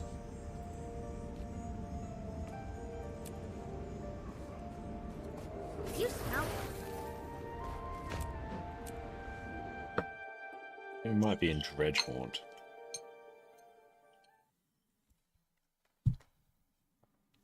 Catch you later, lads. Best of luck with your sleep.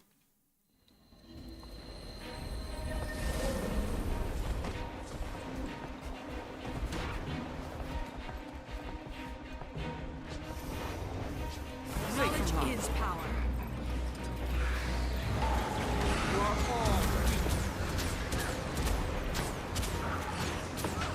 Clear that.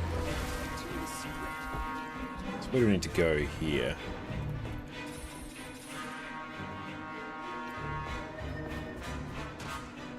Cool, let's follow the mentor tag.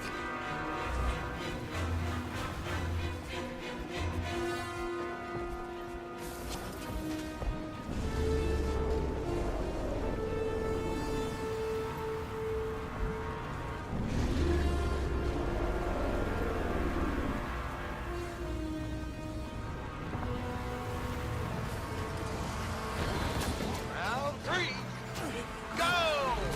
Might and glory.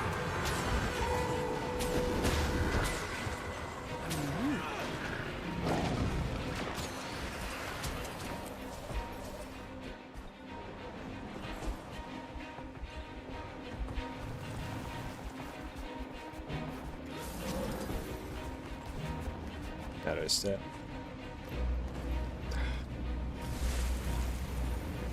That's annoying.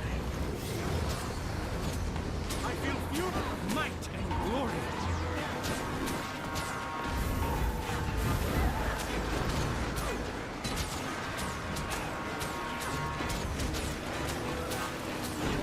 Safe from harm. Splendid combination. Swift and Okay.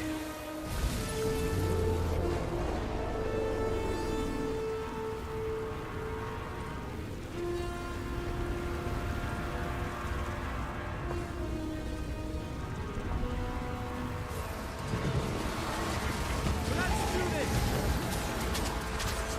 A splendid combination. Oh, wondering what is the best QDPS? Honestly, I'd probably pick Chrono. because of sheer amount of utility that it brings. And because if you want to be in the range group, it's probably among the best range QDPS you can bring.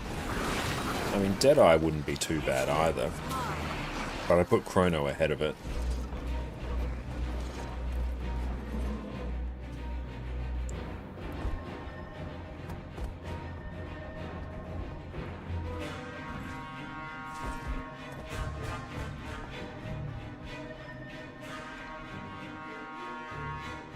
Yeah, Chrono, I would say, overall would be meta because the sheer amount of utility that it brings, especially if you're pugging it. What an excellent display of combat. Happy dragon bashing, everyone. Okay, so where do we need to go?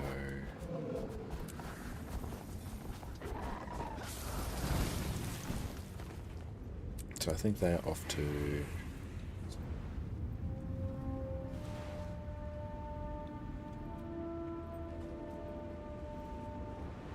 Rune, how are you going? It's so good to see you.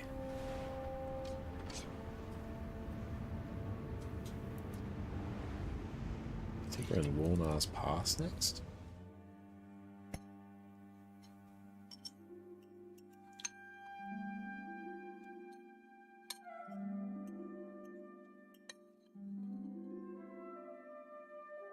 Yeah, that shepherd's pie, absolutely amazing. Thank you, Jess. It was so good. Oh, it's raining super heavily here. Nice. Complete turn events, outstanding. Break a Defiance bar.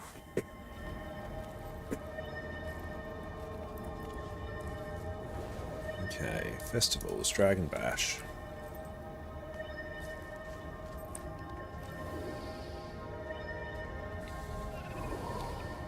I finally got over your COVID cold. Oh, that's good. We're sorry we had both at the same time. That sounds awful, so you're getting back in the swing of things again.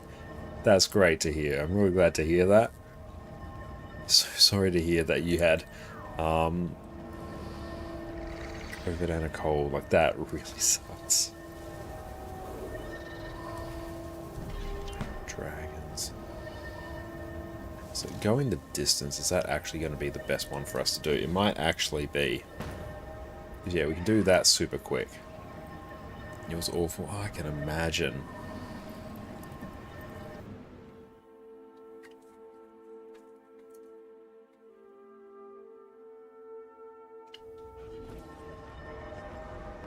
Mole racing is going. I'll just dip from squad.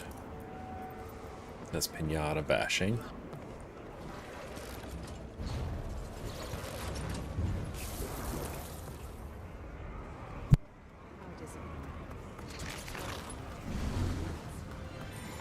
Okay, so let's check here. Toy race finished. That's mowers. Festivals. Ooh. Thank you. Yeah, that was absolutely amazing. Yeah, I think going the distance is probably the one that we want to focus on.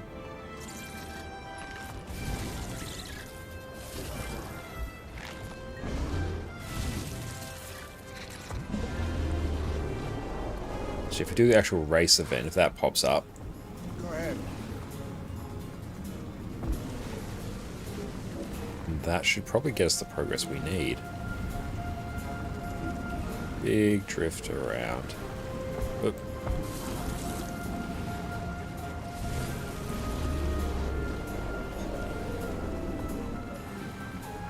Should probs not have gone around that way. Oh, not awful.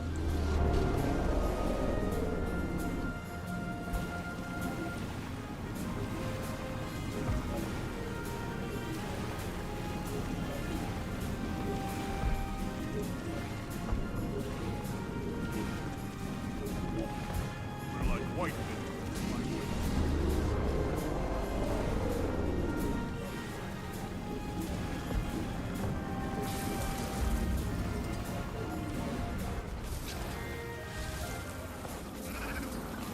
There we go.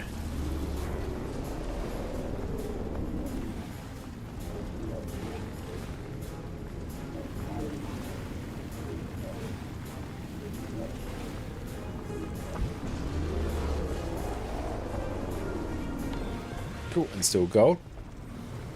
Like 3 days we couldn't even lift your head from the pillow. Oh no. Japan managed to avoid getting COVID somehow, so that's good. And you nearly have your sunrise just waiting on some buy orders. Amazing.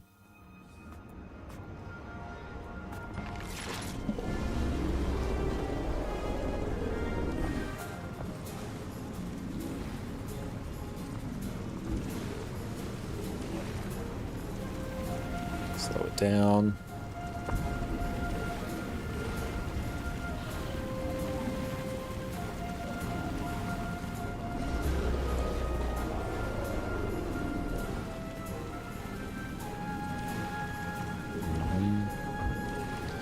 Try not to get pinged there. Cool. Yeah, pretty good.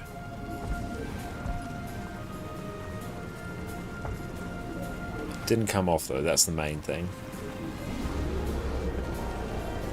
Yadas are back up. We'll see if I actually need them, although the AP will be pretty good.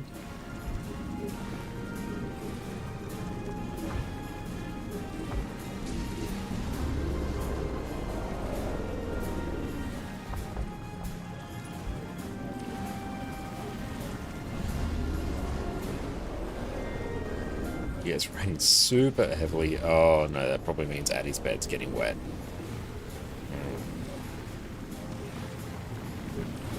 To bring that in a bit. Cool, our fastest time yet.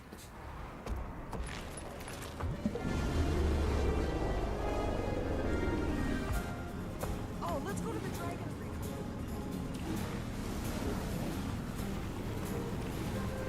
Oop, gotta slow that right down.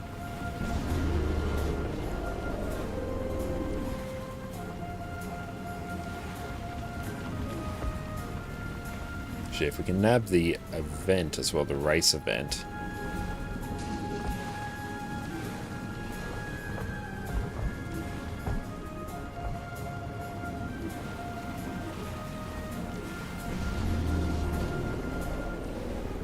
It's not too bad of a straight there. Okay, we're getting better at this though, which is nice.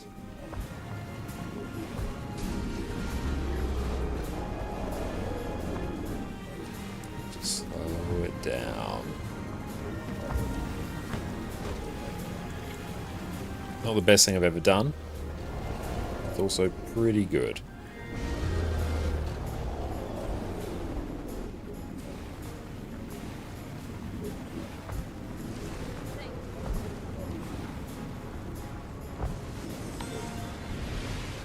Even faster.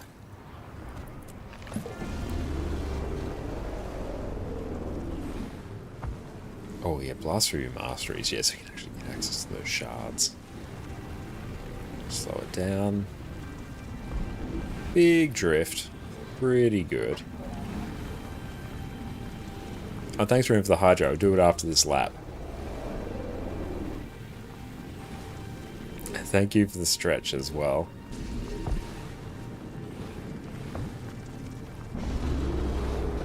Oops, should not have done that there. Well, still worked, somehow.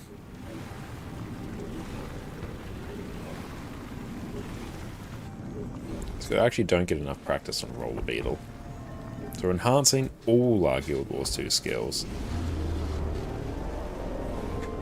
Let's just slow that right down. Oh, there we go, perfect. Actually, what am I doing? I just have to complete them. Eternal alchemy. I can also do this. My word, Speedy, how are you going? It's great to see you. I will establish my prominence. We'll just stop in the middle of the race to place bets. Don't think we'll be able to get gold with that. We'll at least get silver.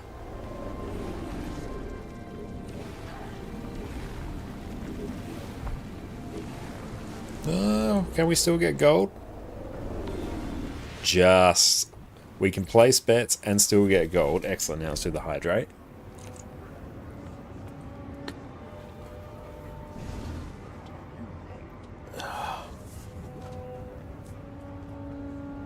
Yeah, we'll try and... So I do want as much Astral Claim as possible, because this account will actually get great use for it because of those upgrade extractors.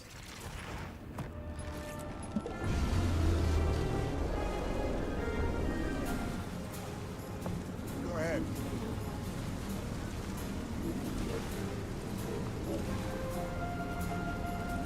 Slow it down. There we go.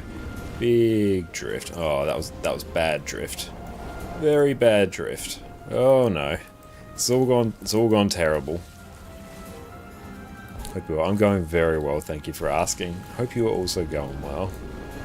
Okay, we're working on some Dragon Bash achievements right now. We've made the ultimate pistol thief collection of builds. Actually, we've got a core thief, we've got a daredevil, got a deadeye there. I guess I could probably try a Spectre version just to meme around. It's going to be worse than every other version. So I don't think Spectre has any damage modifiers relevant to power. Galvanize, what is up? It's bad how your races go. Some of mine definitely do go like that.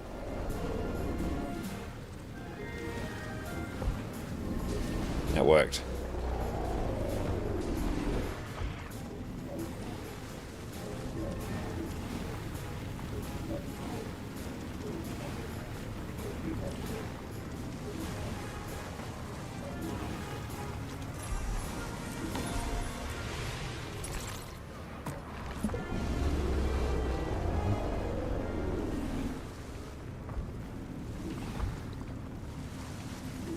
Let's get that sweet Festival Astral Acclaim.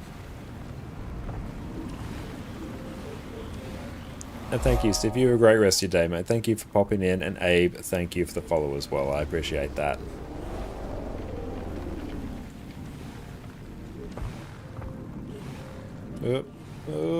Don't get caught on a wall.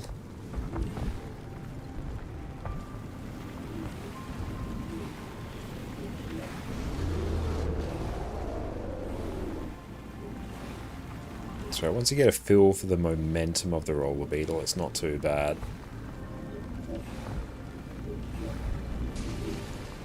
We're doing good to be messing around and want to try an ESDF setup for your keys. Oh, nice. Yeah, I guess that will give you access to a lot of different keys as well. Also, if your W key is getting soft as well. But yeah, let me know how it goes.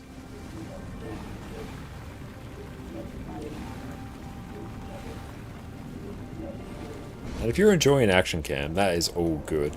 It does have some big disadvantages in terms of being able to very quickly fire off some skills. But like if you're happy with it, that's fine. It's good. This actually counts as completing events. Maybe. Who knows?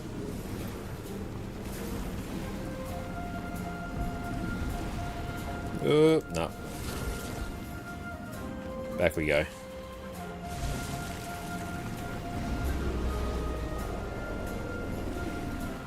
Oh, it's been horrid. Your muscle memory's all messed up. I can absolutely imagine it would be. Cossack, thank you so much for the raid. Welcome, welcome in Raiders. My name is Connor, or ConnorConCarne. You can also go check out my YouTube channel there where I do all sorts of Guild Wars 2 guides. What is up, Cossack? Everyone go check out our friend Cossack over on Twitch. What did you get up to on your stream, mate? Yeah, the main issue with Action Cam is that everything Action Cam does you can do without it, but Action Cam has limitations that Free Cam doesn't. Yeah. That's like the main thing. Ah! As I raise the first shot to him, gets everyone, I swear. It's going okay. I mean, that one like does get me sometimes. I can see why it does, especially because you want to like get as much speed as possible. Whereas there you actually need to slow down a bit just so you can make sure you safely get it.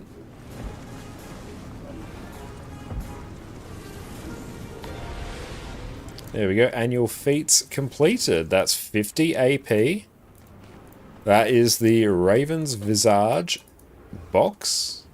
We'll just literally pick, I know, the medium one. I want a medium class. We can now become the Burb.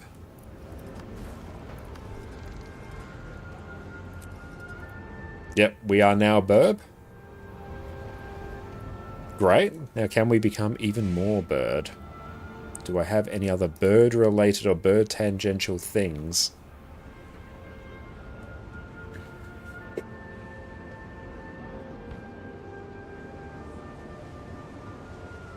That's it, your weekly online time on hour 45? Hell yeah! Let's grab that, so special. Okay, that's a lot of Astral Acclaim. Yeah, see, this is how you get playable Tengu right there. That's how you do it.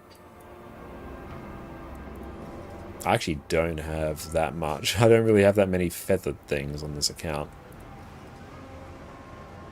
Oh, new Pride event wings might be cool. Yeah, they would. They would.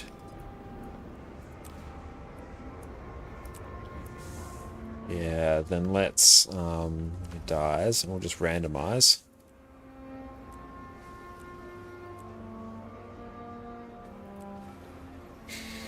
The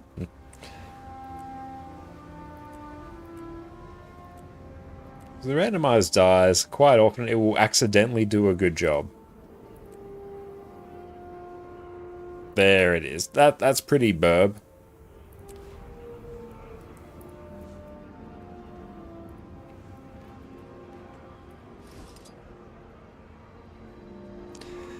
Nice.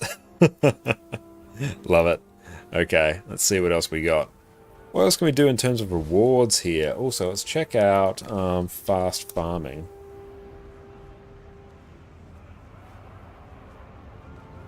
Is anything good in the festivals?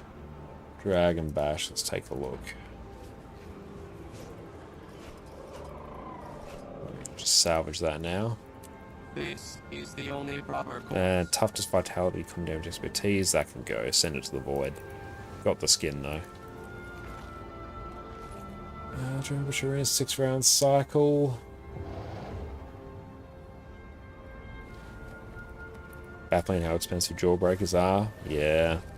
Probably take a look and see what else we can get. Also, let's see. I haven't taken Best. my senses.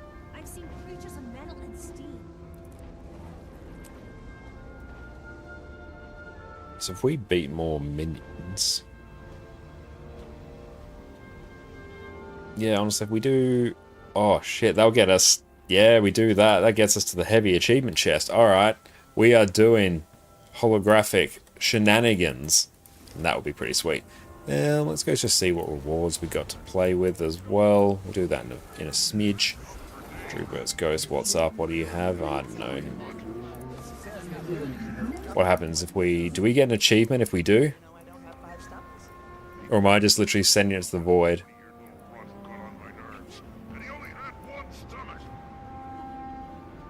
Why is my jacket changing colours? Which one?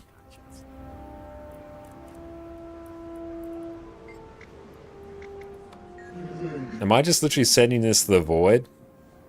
Oh, you get one achievement. Okay.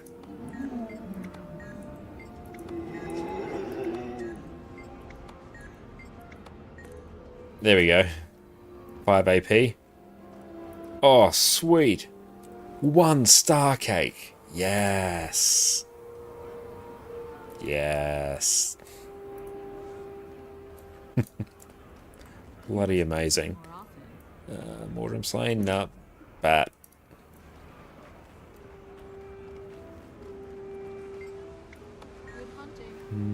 Nah. Homestead stuff. Not too fussed about it. Weapons. Do I need the sword? Oh well. The answers. I'm happy if I don't get any more AP. Oh, we can get some pretty fun stuff there. What's that? It's a rifle. Okay.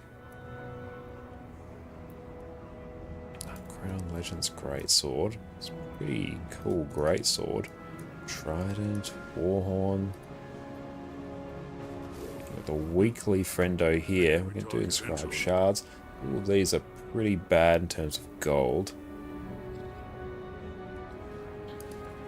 Farewell. And do I use Jade Tech protocols often? If I remember. If I remember to use them, then I will. They are incredibly useful, and they're basically a way to make any raid build really good for open world, because you just give them all the boons, and then your build is now great.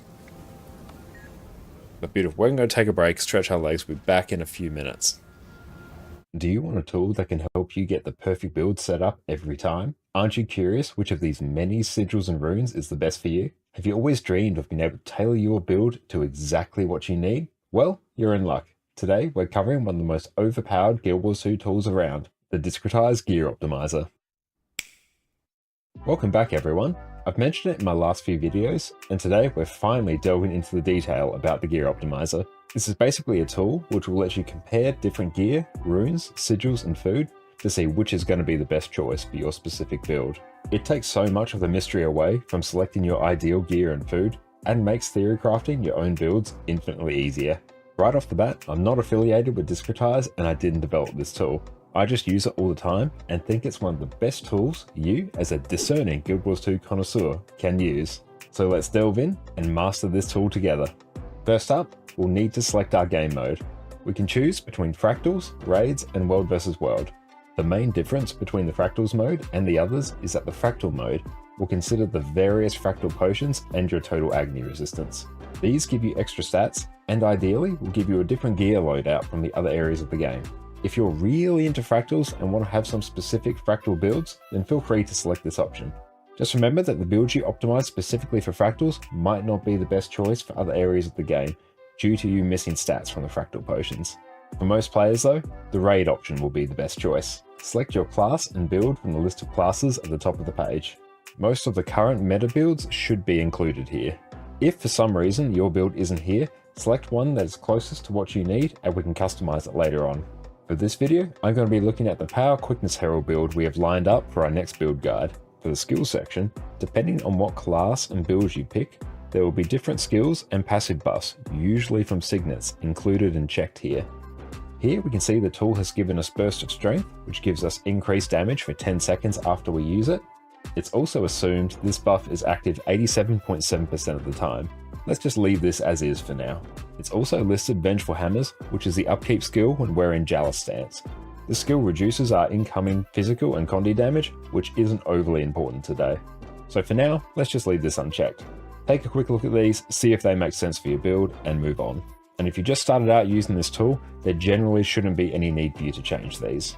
In this next section, you can start choosing what runes, sigils, and food items we want to compare. Depending on what build you choose at the beginning, there will be different options already included for you. You can either remove some of these options or add new ones if you please. One very important thing to remember for this tool is that it will go through and compare every combination of runes, sigils, food, and gear you include. If you add too many of these, it is going to take a hideously long time for the tool to complete, so try and only select things that are relevant to your build. While this tool doesn't include every relevant item in the game, it does include basically all relevant ones you're going to come across. So no need to worry about all those super obscure runes that nobody uses. For our Sigil 1, we already have Sigil of Force included. Perfect. For Sigil 2, we now have some options to choose from. We have Sigil of Air, Accuracy, Impact, and Concentration. The tool will go through and compare each of these sigils to find out which is the best in our case. For runes, let's just leave it at Scholar. For now, let's leave our food and utility slots as they are. If you like, you can remove the Ascended food options and replace them with their regular version. In this case, a sweet and spicy butternut squash. This will result in your build having slightly lower damage due to the lack of lifesteal on crit. The buffs and boons section should automatically be filled with the realistic boons and buffs that you need. Note that this section does include the specific Jade Bolt tier as well, so remember to check if your build benefits from having extra vitality. In the infusion section, we can specify what type of infusions we want to include in our build if we really want to min-max. There are also some options on the left-hand side for some common pairings. For now, we'll just leave this blank and we'll come back to it later. In the stat options section, we can choose what kind of gear stats we want to compare. These should be pre-populated depending on your starting build choice. In this case, we have Berserker, Assassin, and Diviner, which seems reasonable. If we wanted, we could also go through and include Dragon's gear if we wanted to compare it. Just remember, adding in too many stat types here will really slow down the tool, so don't be a goofy goober here. We'll come back to the section after to play with some of the rarity controls, which can be surprisingly useful. The Force slot section is very useful, especially if you don't have access to legendary gear yet. Here I could specify what gear I already have and don't want to change. For example, I could tell the tool that I want to keep all my existing Berserker's trinkets and just let it change the remaining slots. Once again, we shall return. In the priority section, we have a whole bunch of constraints to tell the tool to work with. We can tell it to optimize for damage, survivability, or healing. In this, and most cases, we'll just optimize for damage. We can tell it what type of weapon we are using, either dual wielding or two-handed. In this case, I'm just going to leave it at dual wielding. We can also And we have returned. Welcome back. Okay. Little Sacred Raven's chest. Oh, what do we get that for? Use? Okay. Do we just go pick another one? Let's get... Wielded dagger's pretty good. What's the greatsword like? Don't have many good hammer skins, actually. Hammer's a bit meh. What was a short bow? My son ran off with a pack of sons. Nah, short bow sucks. Staff? Bad news. I've never heard of anyone. Yeah, that also sucks. He's a grown man. Excelsior. He's old enough to make his own. Yeah, torch is pretty cool. Yep. Blue flame, always nice. So we got that. Now let's also grab that. Group. Festivals, parties. And here we have the mower race, a time-honored tradition. Go on, make a wager. It's no fun if you don't have your hide in the Makes game. sense. Not to mention we're over budget. Okay, so parties. I have no desire to feed that filthy What beast. difficulty? These creatures are Bash rivalry and trigger round cycle. mostly free of parasites. I was forced to corrupt mower racing industry. It's unethical. These people Okay, let's go do another one of these. How are you? deserve to roam tyria-free. Someday I will establish my prominence. Excelsior. They ought to be running free. Are these worth opening or selling? Moving on. My word. We'll sell.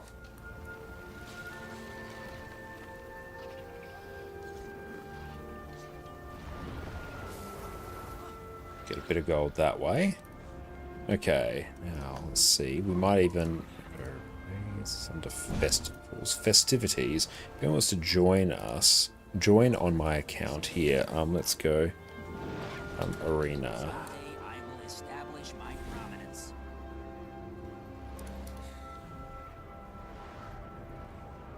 My word.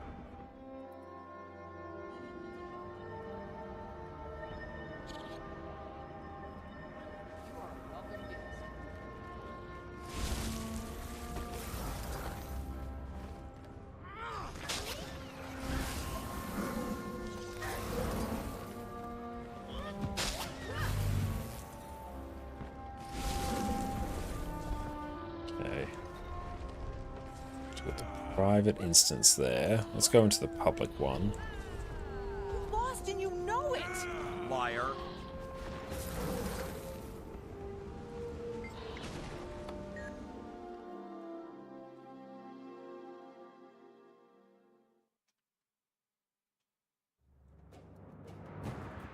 Might and glory. Yeah, we can just remove the group.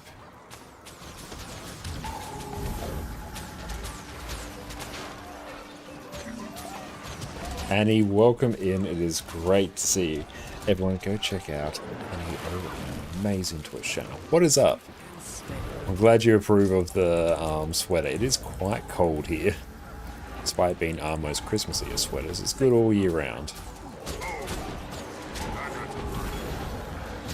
We are just finishing off some Dragon Bash achievements, because as soon as we finish off killing some more holographic minions, we will get 50 AP, which is enough for the 12,500 milestone. Ready for more.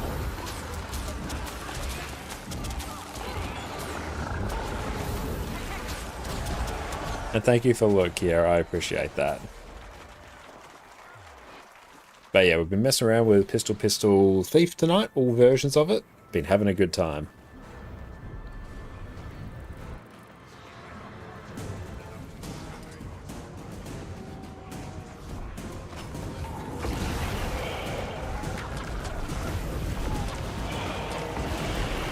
Safe from harm.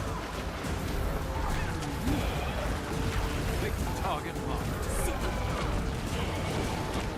There we go, we've now just capped on quickness. Oh, we also got the Raven head. That's what we're rocking now. So now we're cosplaying as a bird.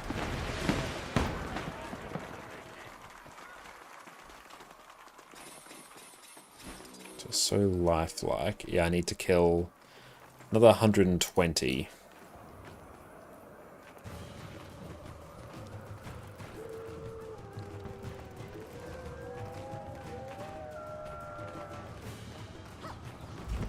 Click, click, move. Target marked.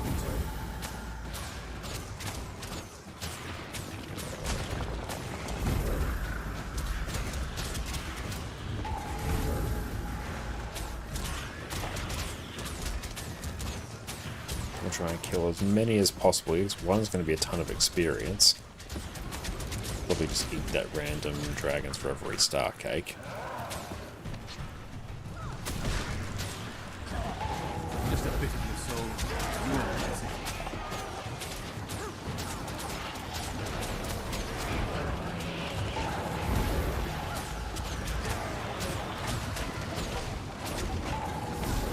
Safe from harm. Even here I can make a change. I can run Mug instead. Which is actually going to mean I deal damage and heal whenever I use Deadeye's Mark. Which will actually be pretty good.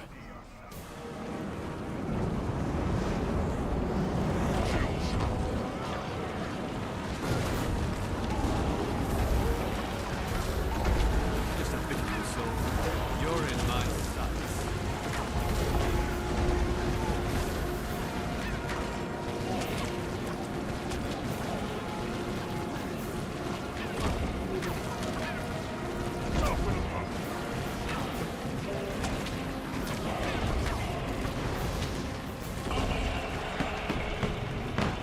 Very nice. Protect me. But yeah, the quickness that you can pump out on Deadeye is pretty cracked. Yeah, we'll just stay on this set for now. And yeah, this month we are raising money for Rainbow Railroad as part of tyriapride. Fantastic cause, so any donations that go towards that are massively appreciated. Click, click, boom. Safe from harm.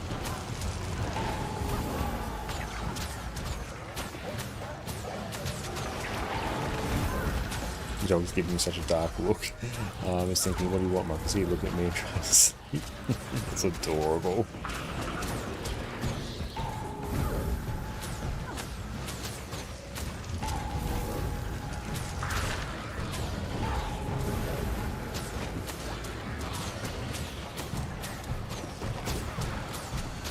You know the range of Deadeye range quickness. Let's actually check.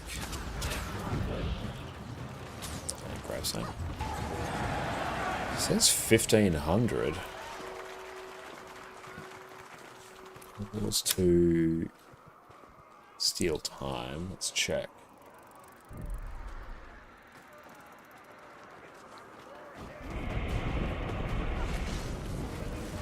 Ally boon radius of 360. That's how amazing I am.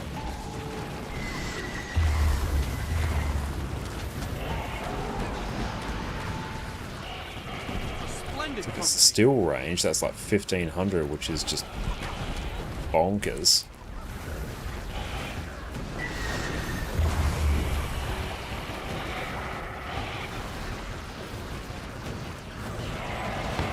Just check.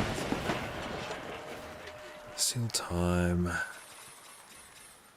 Ally boon radius.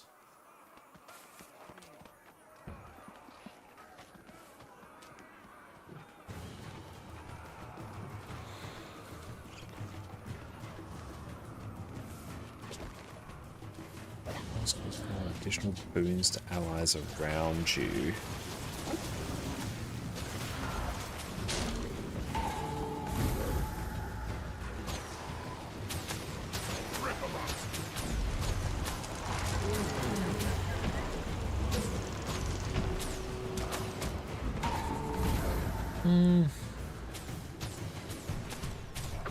Check. The wiki is 360. Yeah, but is the quickness coming from steel time or is it coming from fire for effect?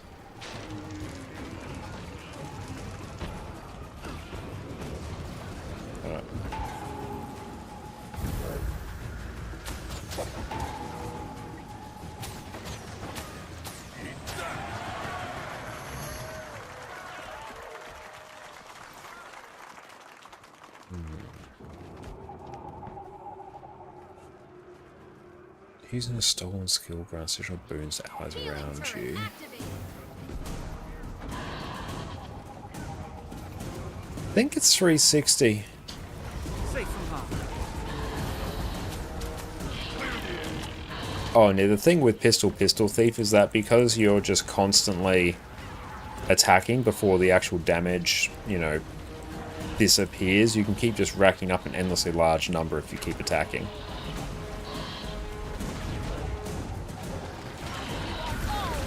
The damage itself is, like, passable.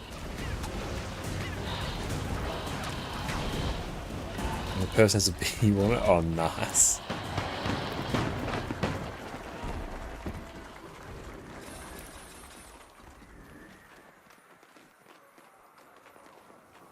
Yeah, 360 would make sense, or else it would just be absolutely broken. And Mistburn Barrens is where you get it for range. That's good to know. I still don't have that.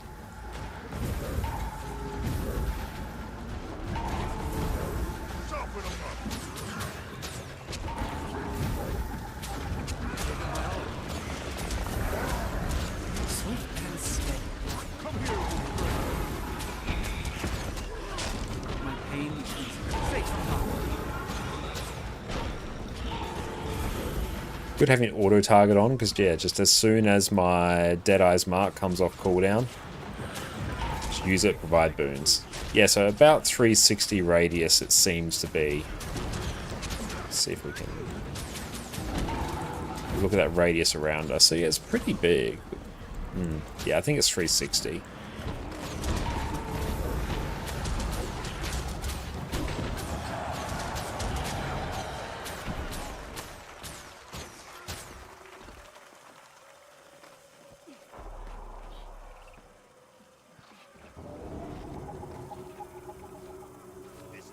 Yeah, 360 is basically standard boon radius. Yeah, that checks.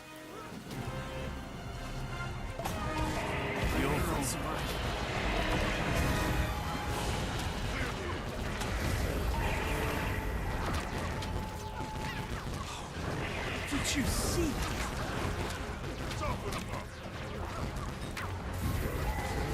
All I need is one breath and one bullet.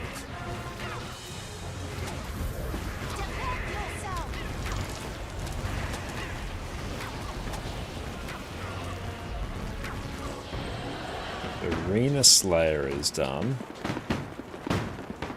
What more points do we get? Okay, you can just keep doing that. Addy. No, you got your toy. So that's auto attack, actually. It's because we had Spear there. Might and glory.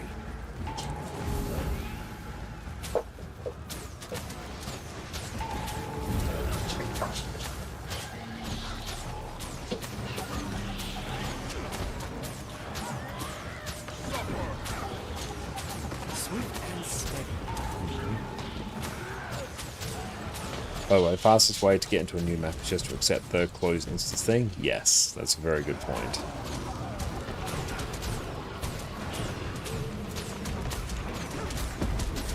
Hurts, doesn't it?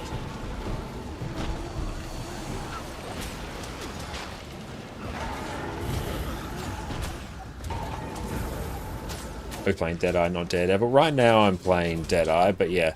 There's a Daredevil version of this build as well.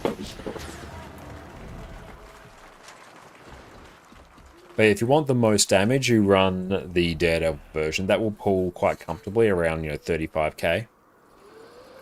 Probably a bit higher if you min-max it.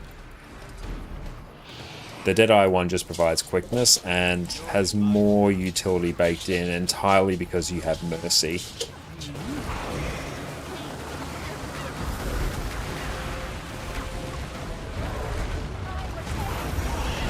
Which just allows you to refresh your initiative, basically.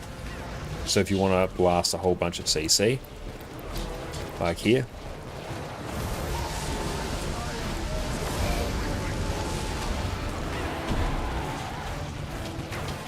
so you can use Mercy for that. But being able to get quickness is absolutely hype. Splendid combination. The Daredevil version does take just a bit more finagling to get the most damage out of.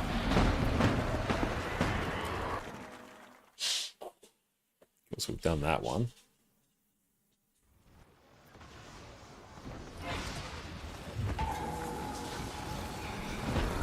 I feel furious. Target marked.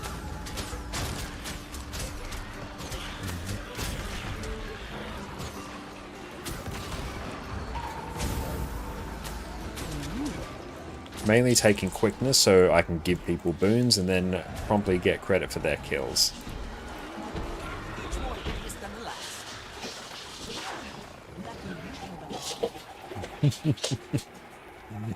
Just getting Addy all riled. He's sprinting around the house.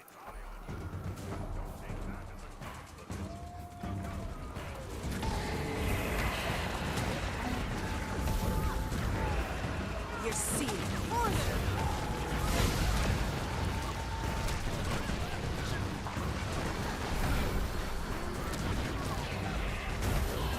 All I need is one breath, one bullet.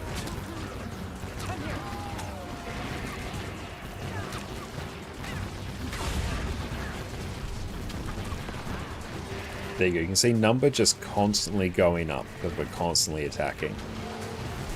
Ready for more. It's done.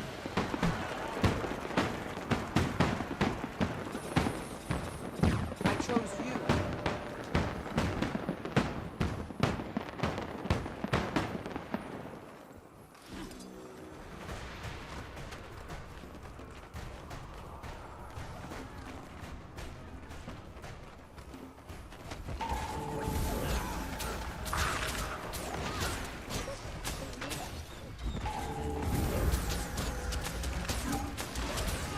Had enough? You're in my sights.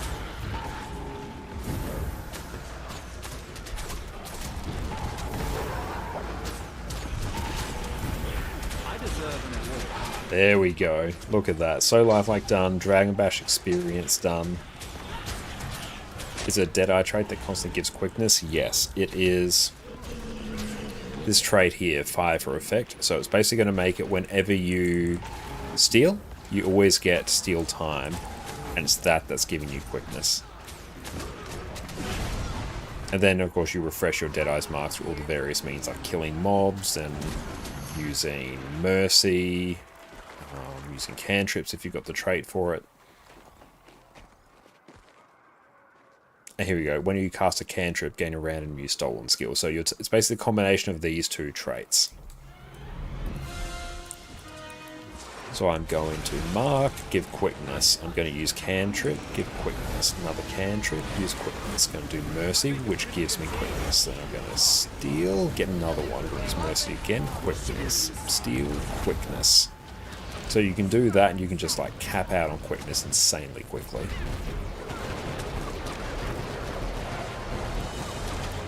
There we go, cantrip, quickness. Another cantrip, quickness.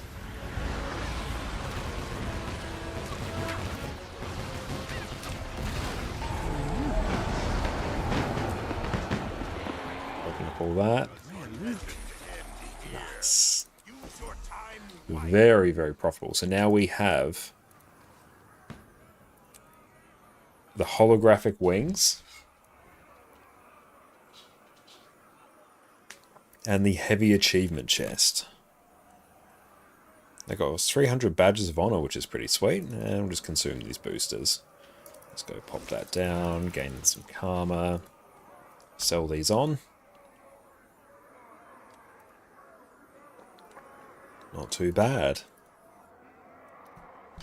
That should be most of those achievos taken care of. Nope, don't need Nexus, I need Wizard's Vault. So I have to do a hologram herder for another 100. Laws of Torment, complete a convergence or a fractal. Do the jumping puzzle, 1 legendary rank. Mordrum on Nightmare Court. Jungle Worm ain't going to be up for a bit. When is a convergence coming up? Convergence will be popping up at 8 o'clock my time. Yes, convergence of 5 fractals, yep. So yeah, got that. Legendary rank enemy, that can just be done on any old world boss. So...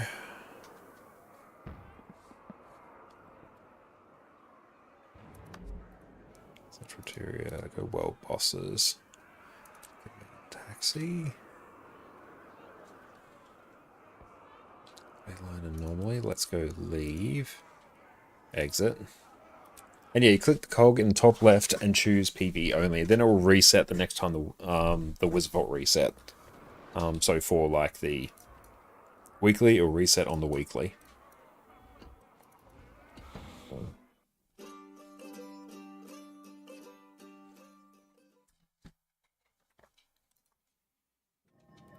So you can set that to whatever game mode you want.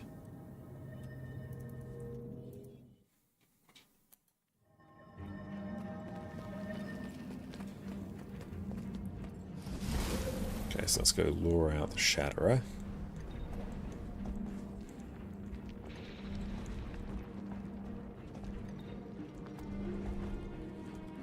But depending on what game mode you enjoy, it's good to swap them between. And like on my alt accounts, I'll have it as PvP, because you can blast the PvP weeklies insanely quickly and with no effort.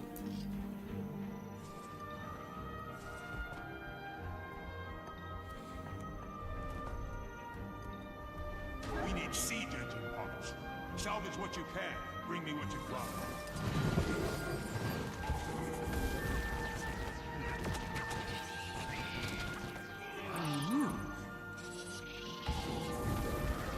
One more for the mists.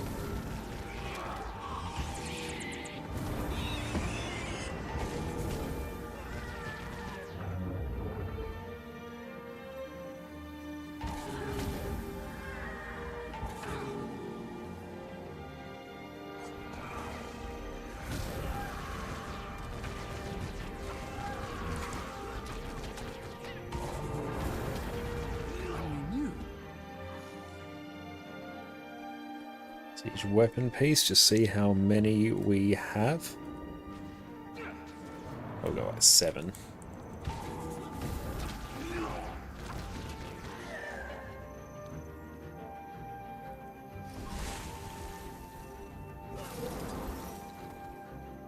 Just keep an eye on that.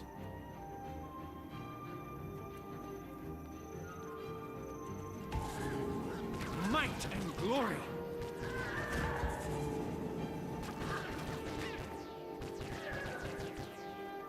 And sorry, Grey Dude, we're going to be on EU for the rest of tonight.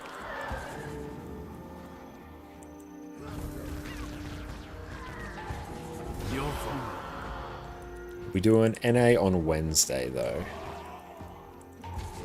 And thank you so much for sub, mate. I appreciate that. Oh, damn.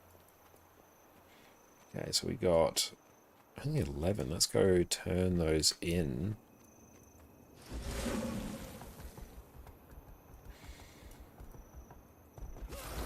What gear are you wearing on this thief? It is basically entire berserker, but we have an assassin's shoulder piece and an assassin's earring. Oh, an exclamation mark build. Yes, that will do it.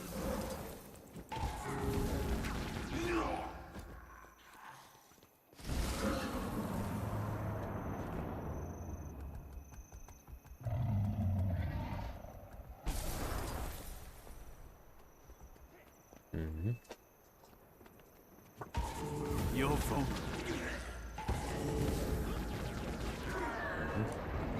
Contract accepted. Let's load up on that. Netflix, thank you for the follow.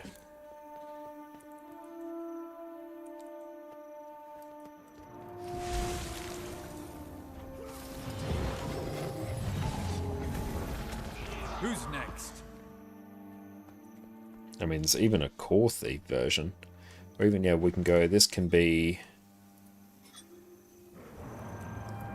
PP quick Deadeye, so we can all of that and store that build template. But yeah, there's a core thief version there as well. It's like a bajillion initiative. My pain is easy. Gave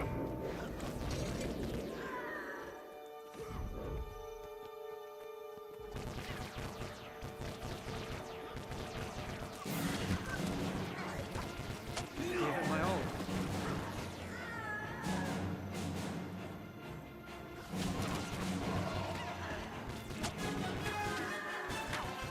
But yeah, the Deadeye one is particularly fun open world, especially the quickest one because you do self-buff, super nice. 28. Let's grab that.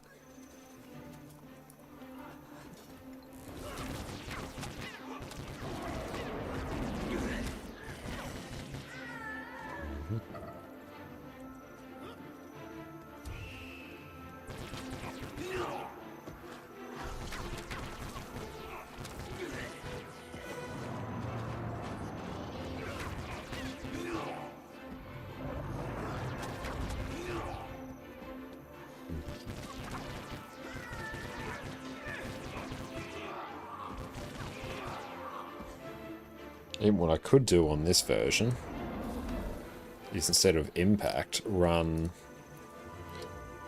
celerity so I can get quickness whenever I disable a foe. Can I get out of combat though?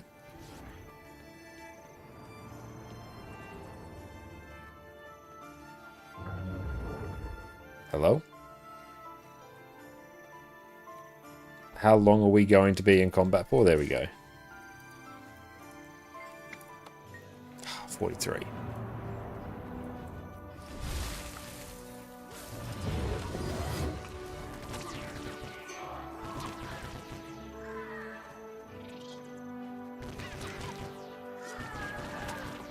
Might and glory. Oh, I've got trash collector. Swift and steady. Good head. I've got to get these parts back. So finish up and bring me what you've got. Is that Discount Tengu cosplay? Yep, very Discount Tengu. This is, we've got Tengu at home. Stop asking for the Tengu class.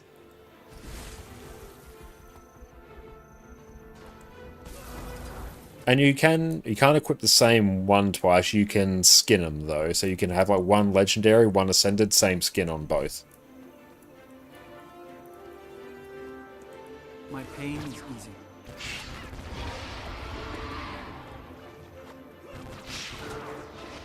The good thing about the Core Thief build is that you can just straight up change any of your utility skills to whatever you want. The build will still function the same.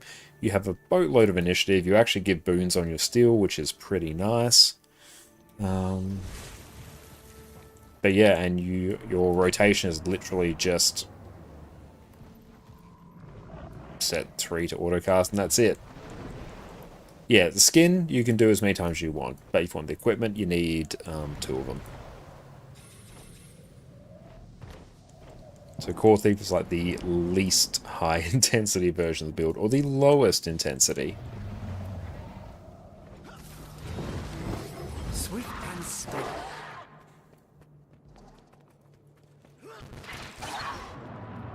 If you want them legendary, you must make 2 pistols. Yes. And yeah, legendaries are inherently expensive. Mostly just generally for open world, I think the Deadeye version of this is better, even just quick Deadeye. And here we run... You can actually run Deadeye Relic. Might and glory. So you'll just self-buff more consistently. And here... What's Frenzy? Recharge all equipped skills by 2 seconds upon killing an enemy. Like, that would be pretty hype, actually. Oh, it's cooldown 10 seconds. Actually, not too bad. Just put impact on there. Put impact on there and call it a day.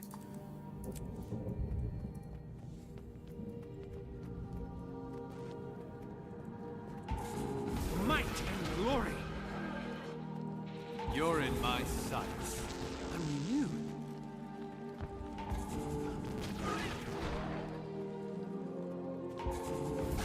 We're going to try this thief out sometime. Don't expect NG to be this fun. Oh, NG is fantastic fun.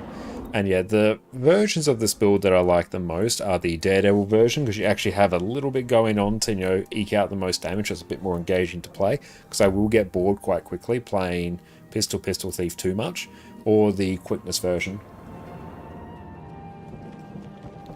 And yeah, if you have 2 legendary pistols, you will never ever need another pistol, basically.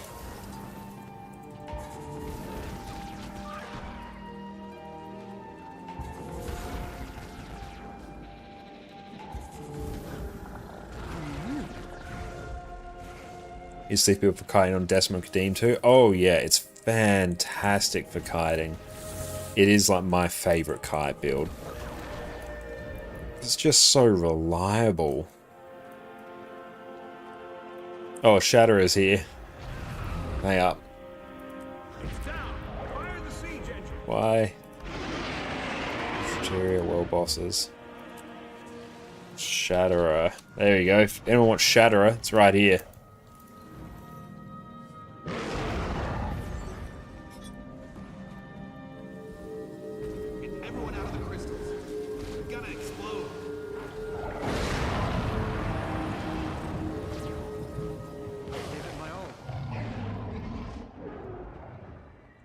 There we go.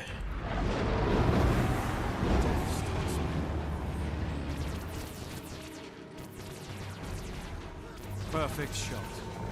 I feel furious.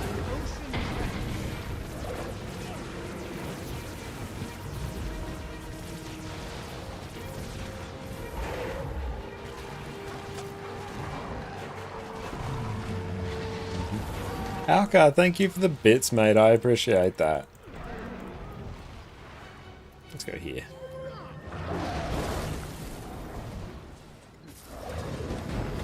So scientists found a problem so hard that it requires... Thank you once again, Alka. Thank you. Alka Calamo cheered 102 bits. Stunning. Why this matters, we're not just saying quantum computers are faster. We're talking about problems that regular computers cannot solve even with infinite time and resources. That is really, This discovery really cool. maps out where quantum Thank you computing will once change again. the world. I appreciate that. Thank you. You're an Alka absolute Calamo legend, cheered Alka. 103 Thank you bits, so very simulating much. optical systems, understanding light behavior, designing photonic circuits. The quantum advantage isn't coming, it's here. That's really cool. Thank you so much for the bits, man. Thank you for sharing that.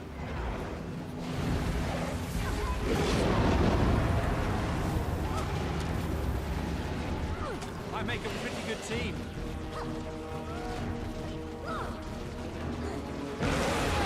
Yes, the first one, yeah, unfortunately did. Don't know why. It's going to do what it's going to do at times. Ouch. Oh, just instantly murked.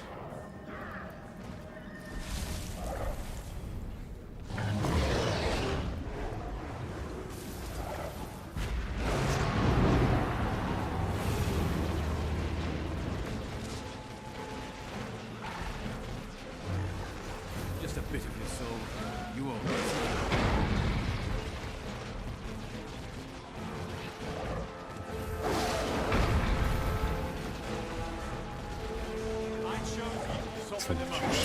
Exactly. Could do with the quantum computer setup though to upgrade this setup. Oh, adding in the dual PC stream setup has alleviated most of our issues though.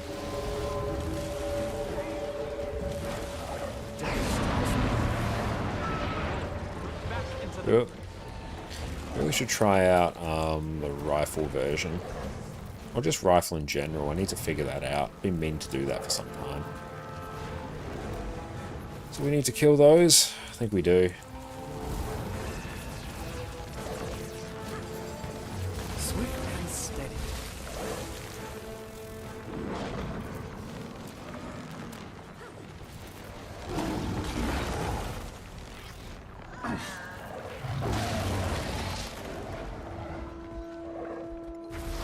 Double the PCs might also mean double the Windows issues. Like, that's very true, yeah.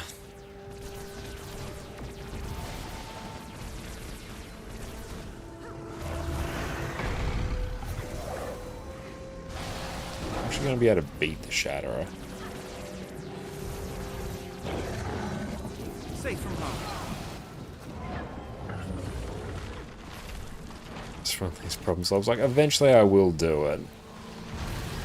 It's just a matter of finding enough time where the install process isn't going to disrupt my schedule too much. It's time.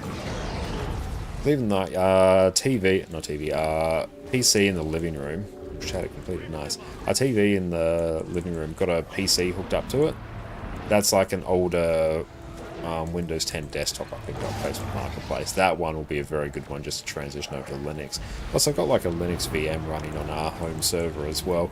Was trying to use that as a streaming PC for like a hot 10 seconds, and then yeah, because I don't have a discrete graphics card for that, that just was not going to work.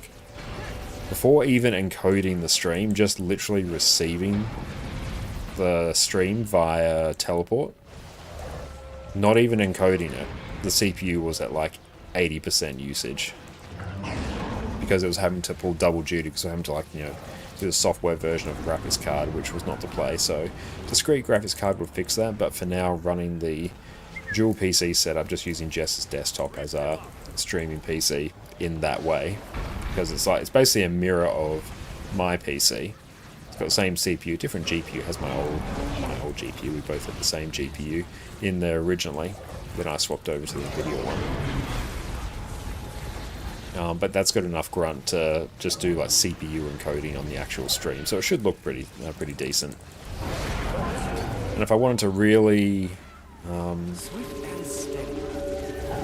stretch it, nice, we've done that. If I want to really stretch it, I could take my current graphics card and just put that in Jess and swap them around, because I don't need that much GPU power in mine, and the NVIDIA one is just really there for Twitch encoding, so I could literally swap them and it would be the same. And if you upgrade your regular desktop GPU, you can put the current one to the server and pass the VM, Bob's your uncle. Yeah, that's a good idea as well. Although, because I did upgrade, or basically swap out the graphics card just like in the last few months or so, I can't really justify doing that again for a bit. The current setup's working fine. I could do it entirely on a single PC. It's actually just I need to do a pretty significant CPU upgrade to be able to do that. The CPU is what's limiting us at this stage.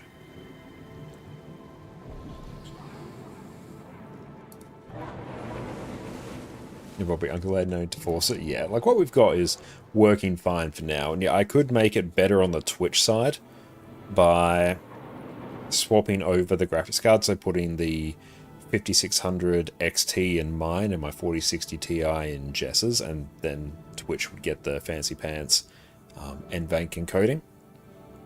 But then it would mean I have less recording power on mine, and because I do capture, you know, B-roll for all our YouTube videos, it actually does need to be pretty decent. I'll have to check though, because when I was messing around with OBS settings, even just doing a fairly basic recording was pinning the GPU more than I would like. That was on Jess anyway, so I'm not sure what was going on there. It's probably some janky setting I had.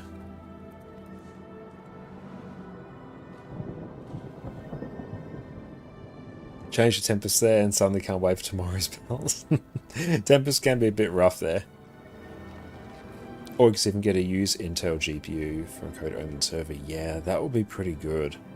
That would be nice. Yeah, used Intel one, that I can swing.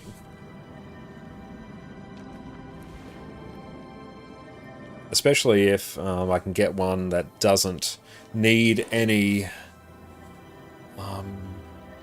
if I get one that doesn't need any actual power input, any PCA power or connected to the power supply at all. Don't know about the used market in Australia. It's not great. I think I did briefly take a look on eBay the other day just for curiosity for Intel cards, and like they're not great. eBay, let's see.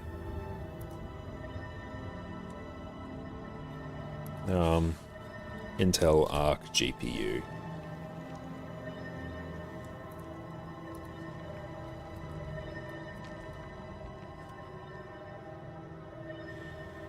Ooh. Yep. But yeah, like for that money, that's like brand new. Can we give us a used one? Give us used.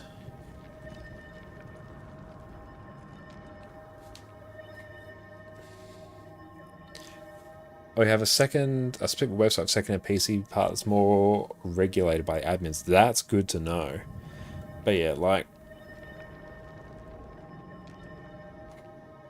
I may as well just buy new at that point. So I go PC case gear. And then, yeah, if I hit up graphics cards there, come down to, let's go Intel graphics cards. Sort by price, low to high. Yep, like, honestly, I could just do any one of, like, these around here. Even like an... Yeah, honestly, like, any one of these would probably do the job. I'd probably need a B570. Yeah, there in Australia, it might just be better to buy new. It typically is, like, unless I start really scouring Facebook Marketplace, but Facebook Marketplace can be a bit of a hellscape as well. Mindless is great to see. What's up? But yeah, honestly, I'd probably just do that. And in terms of like the Australia dollar, basically just take the US dollar and go times it by 1.5. And then you get a rough amount for what it will be in Australia.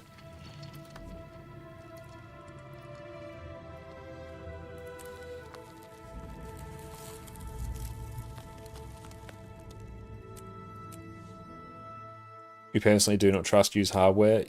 Yeah, I won't typically do it. The only time I'll do it, especially for PC stuff, it's if I'm buying like a used business PC. There was a time when I was looking at a mini PC, just one of those really small sort of 1 litre form factor PCs as a streaming PC. And thank you for the hydrate, Mindless. Enjoying the day off on PoE 1? Hell yeah. Because they have the Intel QuickSync encoder, because usually they'll all be rocking an Intel CPU, which will have the integrated GPU, and the QuickSync encoder is actually pretty hype for encoding on Twitch. Plus, you can get those for pretty damn cheap, actually. Like probably, I think around about 150, 200 or so, depending.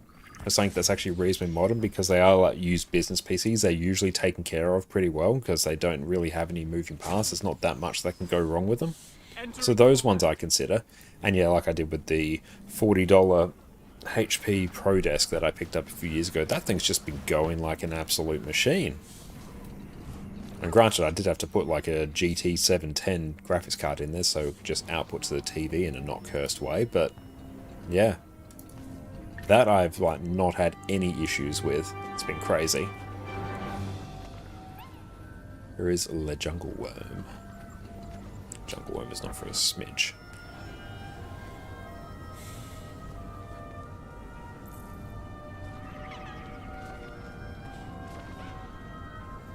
And yeah, I feel like nowadays, because like mining's become less and less of a thing in terms of profitability, like you might have better luck now buying something that hasn't been just completely, just hasn't been used to just mine endlessly.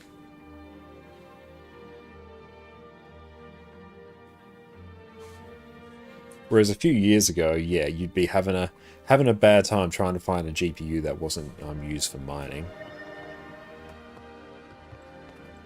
When does Jungle Worm start? Starts at, okay, that's there later. So what I'll do,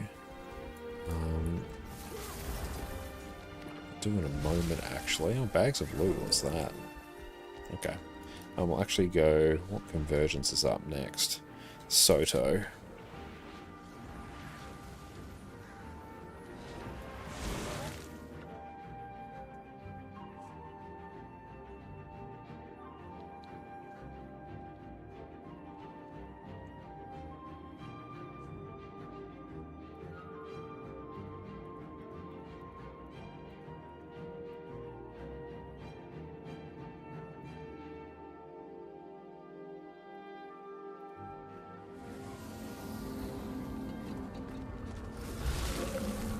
Convergence should be up in like literally a minute.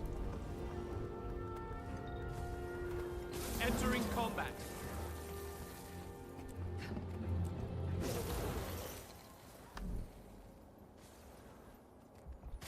Some gold coming in hot there.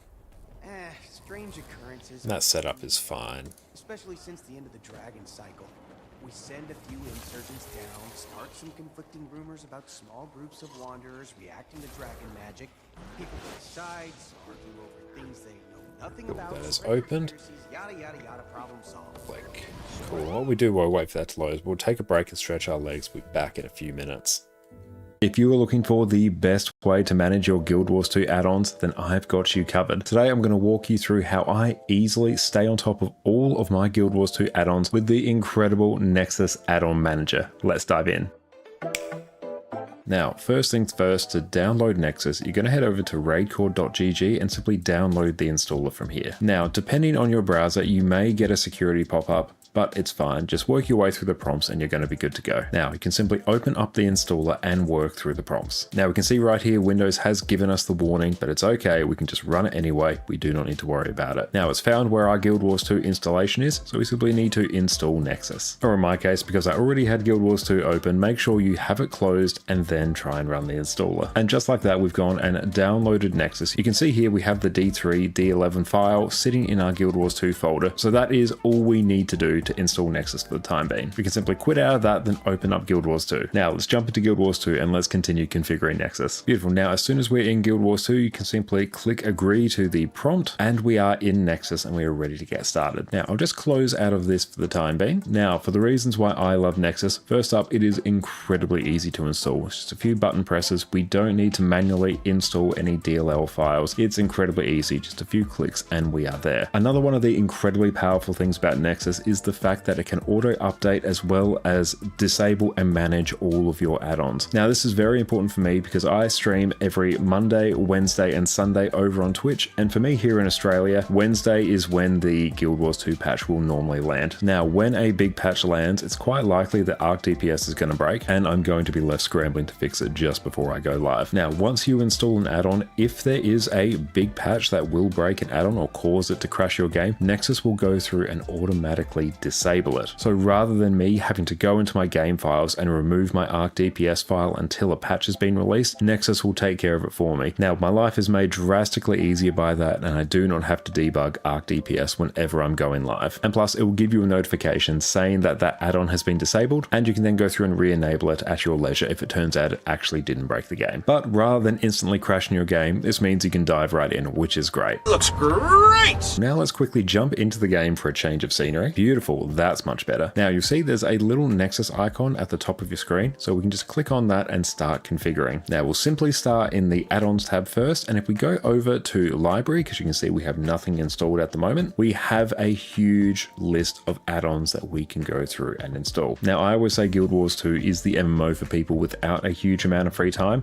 so being able to simply browse all of these add-ons here without having to scour Reddit posts and GitHub pages, this is an absolute lifesaver. Now take the time to have a bit of a browse through here, see what interests you, but I'm going to walk you through the main add-ons that I use day to day. Now first up, I'm going to install Arc DPS and we are done. If we come back over to the install tab, we can see that Arc DPS is sitting here. If we just click load, beautiful. Now we just have the prompt saying Arc DPS will be loaded after we restart the game. So once we're ready to go through and configure this more, we'll exit out of Guild Wars 2, come back in and get everything set up just how we like it. But for now, let's add in a few more. Now personally, I think Arc DPS is one of the most important add-ons you can install in Guild Wars 2, and I have an entirely separate video on my channel where you can go through and see how to install it manually if you prefer. But trust me, being able to see your DPS, how much you're contributing to the group, as well as that of your teammates to see how you're stacking up, is incredibly useful information. So I highly recommend you install Arc DPS. It is absolutely game changing. Now another one I really like is the radial menus add-on. Now this is going to add in a circular pop-up menu to control my mounts, which is very handy, especially because there are 9 mounts in Guild Wars 2 nowadays. So setting reasonable keybinds for that can be a little bit annoying. Now personally, I have my mount set to my number pad on the side of my keyboard, but having this option for a pop-up in the middle of my screen is very handy, and we'll showcase it once we actually have it installed. There we go, we've clicked on that. Now if we head over to the install tab, we can see radial menus here. We will just load that, and there we go, we are all set. Now there's a few extra add-ons that I want to install within Arc DPS itself, a few little nice bonus features that do make life much easier. So I'm going to exit out of Guild Wars 2, come back in, and then we can actually start adding things into Arc DPS. Fortunately, Nexus makes this really, really easy. Beautiful, we're back into the game now, and you can see the Arc Arc DPS options tab has popped up. So that means Arc DPS is installed successfully. We'll X out of this for now. There is a lot of extra configuring that you can do in Arc DPS, but we won't touch these options for now. If you do want to dive into these options more, like I mentioned before, we have a fully detailed guide on how to set up Arc DPS, which will cover a lot of these options and what they do. So if you want to see how to install and configure Arc DPS exactly as I have it, I'll make sure to link my video down in the description below so you can check that out. But for now, let's dive back into Guild Wars 2. Beautiful. Arc DPS is installed correctly. You can see our little DPS window sitting up there. We'll just drag that a little bit out the way and I'll press Alt-Shift-H just to hide that. There we go. Now back to Nexus. Now you can see we've got a new tab for the Arc DPS plugin, so I'll go through and just install a few others that I like to use here. Now first up there is the Boon Table add-on, which I'll just click and install. Now what that does is it gives you a very easy way to see the overall boon uptime for you and your squad in a much more user-friendly and readable format than what I find the default Arc DPS option gives you. So I really like this one. Now another really useful one is the Unofficial Extras add-on for Arc DPS. Now the description here will provide other add-ons with additional information. So basically this allows other add-ons to read things like your keybinds and things like that. There are a few other useful options in this which I will touch on. Simply click install and there we go, that's taken care of. Again, there's a lot of other add-ons you can install here. I've used the food reminder before, that's quite nice. Killproof.me is also a very nice plugin, but yeah, just have a bit of a peruse, see what's interesting here, and yeah, you can install them super easily, just like that, you're off to the races.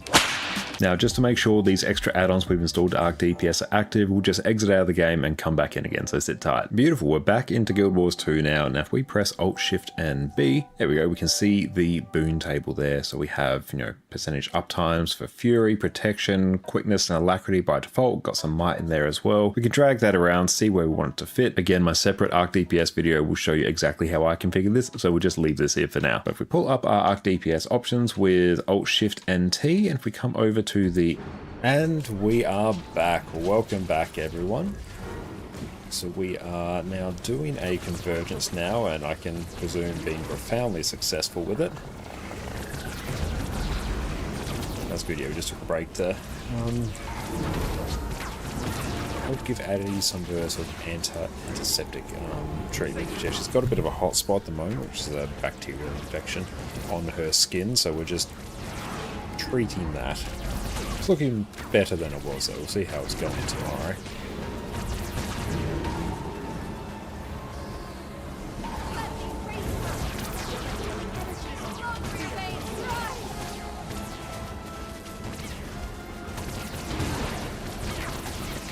She's got her frozen yogurt now, so she's very happy.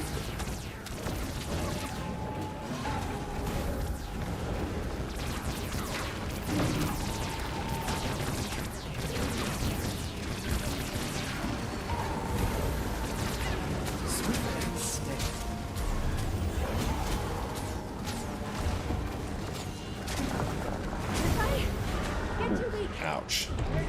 Straight back into here. More essence. Ready for more. Back into the fray.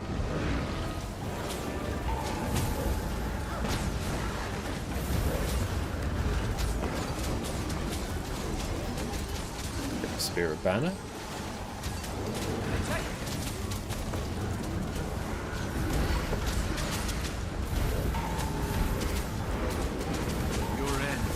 There we go, now just pump out a bajillion quickness.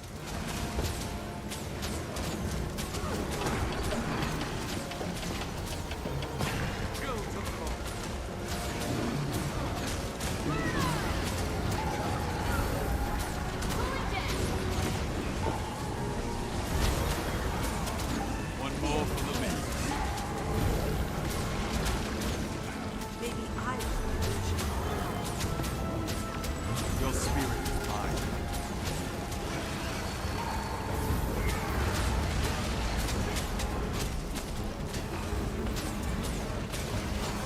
A few different tags in this map. Nice.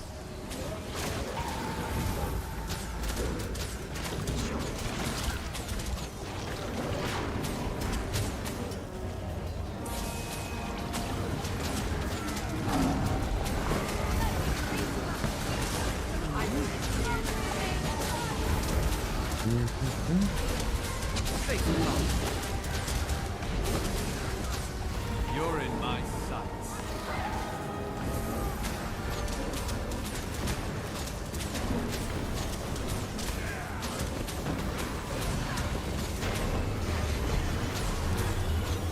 going out there.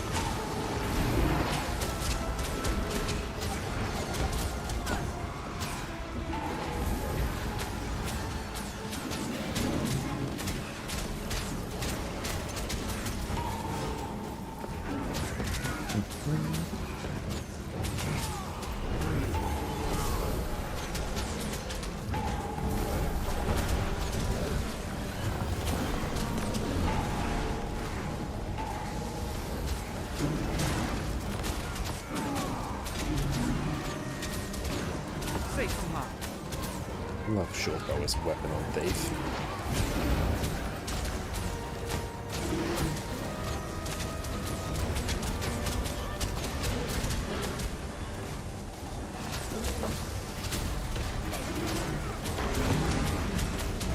Just see where there's any extra sigils of impact, because I can buy upgrade extractors to basically convert them into a ton of gold.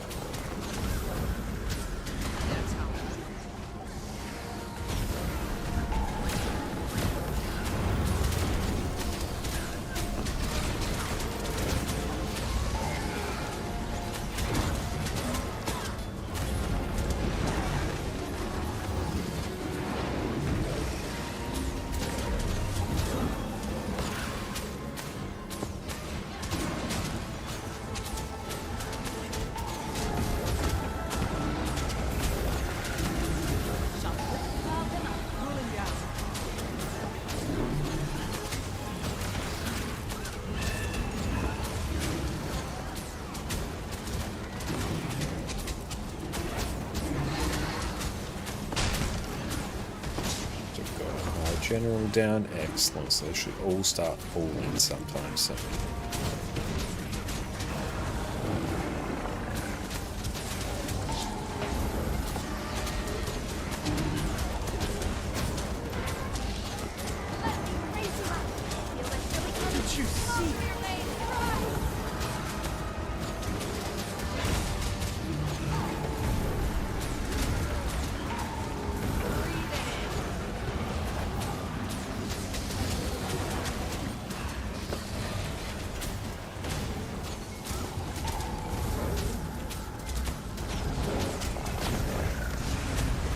Another general was down. Great.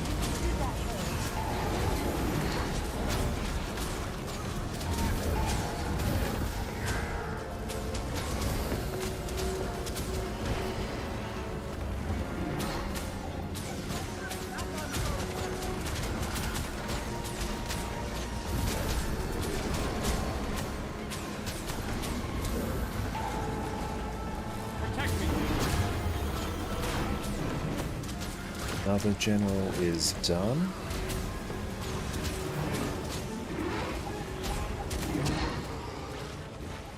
I'm out of endurance.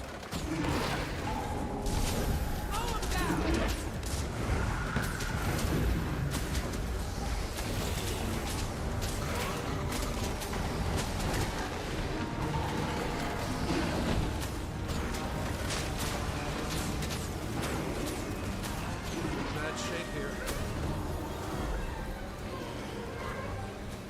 That's valuable. Do like that panda mount. That is very fun.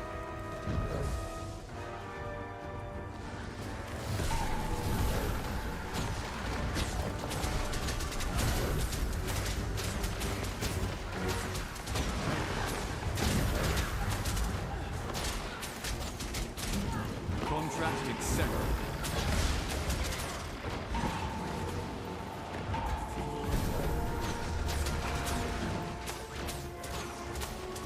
How are we doing on essences as well? Not that great.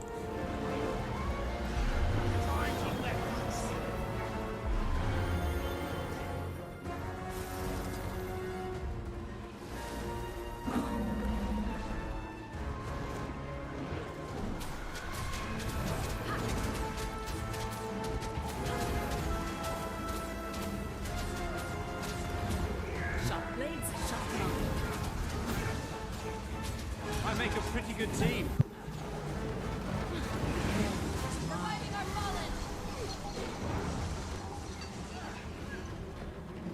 He has returned to her spot.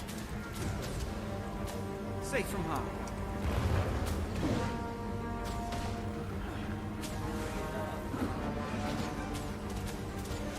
The last general was taking a smidge.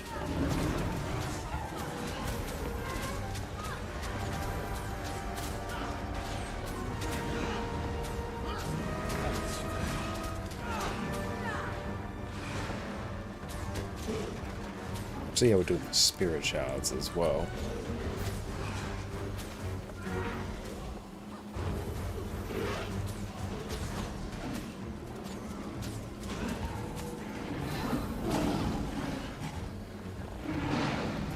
Safe from harm.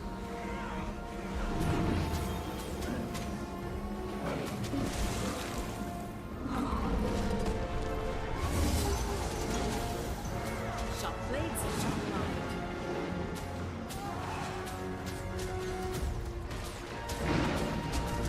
I make a pretty good team.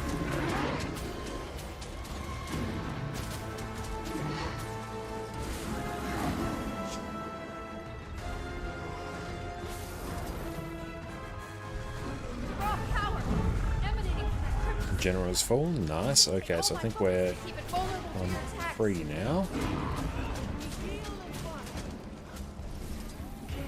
Dreadwing, cool.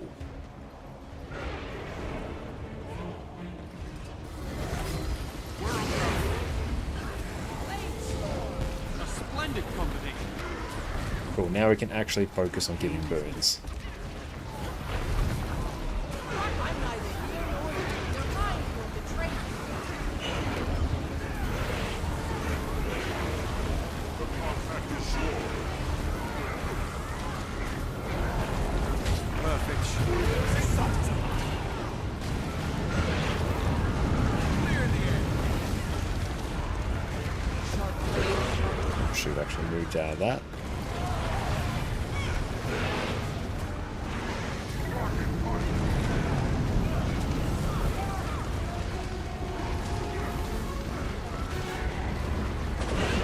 A splendid combination.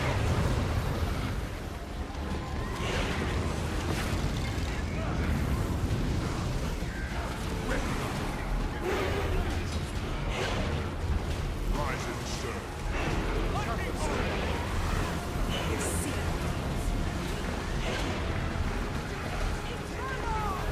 A splendid combination.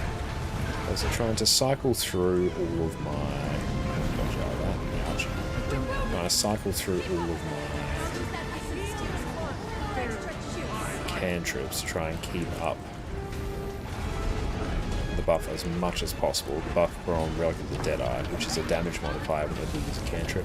Rava, thank you so much for the raid. Welcome, welcome in Raiders. My name is Connor, or ConnorConCarne. And you can also check me out on my YouTube channel there, where just yesterday we uploaded a new guide about how to not install, how to get the most out of Guild Wars 2 efficiency. So go check that out if you're keen. Rava, what'd you get up to on your stream? Thank you so much for the raid. Everyone go check out the wonderful Rava over on Twitch, and they have a great YouTube channel as well with some super helpful videos over there. Welcome in, Soap. It's so good to see you. We've been rocking a lot of Pistol, Thief in all its various iterations today. Trying to land on what we consider to be our favourite one. Rava has an early morning show, so she raised to sleep. Have a wonderful night's rest, Rava. Thank you so much for the raid. And well, what is up? It's great to see you. But yeah, what did Rava get up to on their stream?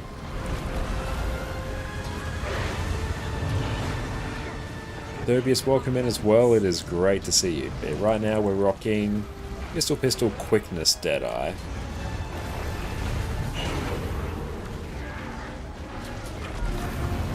Sorry, it's great to see you as well. And yes, we are having a wonderful stream. Rob was doing reset raids tonight. Excellent. And how did reset raids go? The Avatar Spirit, very, very similar.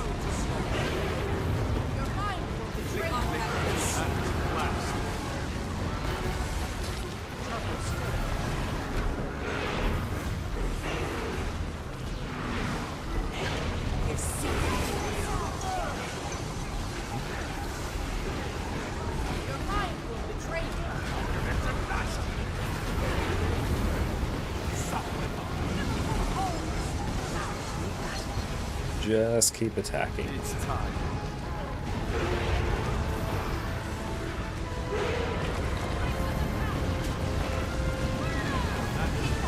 Phasing. I know you're tired, but we can't let it escape.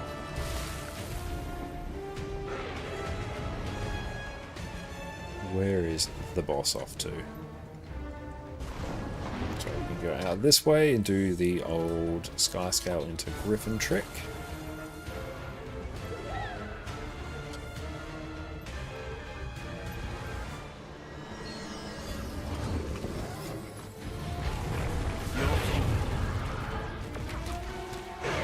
Safe from harm.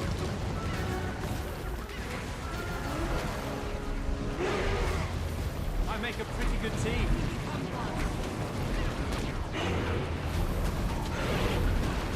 A combat is sworn.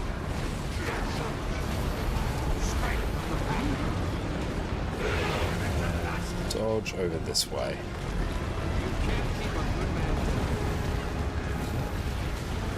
May the sands take it. Maybe I was another.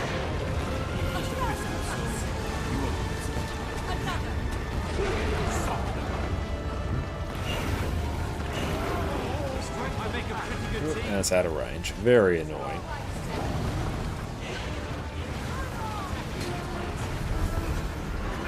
Basically, I didn't quite go to plan. Had to do Doom on normal mode. And didn't do as many issues. Oh, I'm sorry to hear that. Yeah, Doom CM in particular is a real spicy one. But overall, I hope the rest of the raids went well. Oh no, I just lost many essence.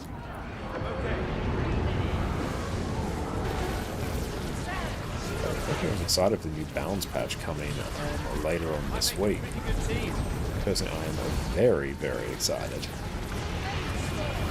Heal Vindicator is going to be an actual thing again in PvE. Scourge getting some rework, Spectre getting some love. You are all weaklings. It's making its way to the center island. We can end this here and now. I don't have enough energy.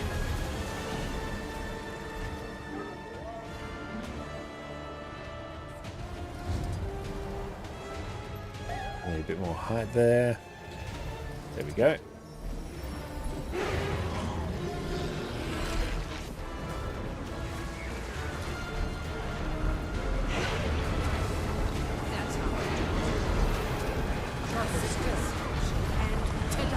Wonder how Scourge healing stuff is going to go. It's one of your favourite spring to open world metas. Overall, even though the raw hard carry potential of Scourge is going to be lower because it's not going to have really transfusion in the way that it does, overall I think Scourge is going to become an actual better healer because one is getting access to another source of stability, which is going to be really, really good for it. It's going to make up for one of its key sort of areas where it's lacking. So I'm very excited for that. I'm also getting actual support weapon as well, because currently on your Scourge you just do not care at all about what weapons you run on it. They're really irrelevant to the build for the most part, whereas now it's actually going to have a proper support weapon. Plus the reworks to marks are going to be quite fun as well, so I think Scourge overall is still going to be in a totally fine spot. It's not going to be as much of a hard carry build, but it's still going to be good. I think it'll be an overall better healer. Enjoy your food, so yeah, thank you so much, and I'll catch you next time. Just get rid of ourselves. Nice.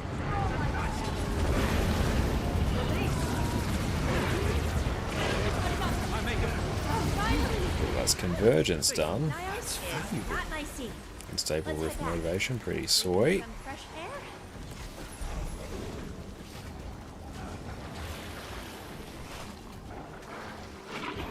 We'll just get the amalgamated gemstone, sell that on the TP.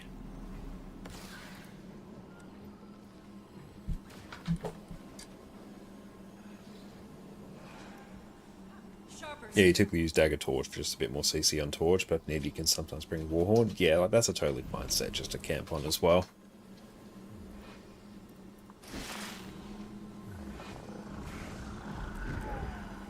Okay, that's done.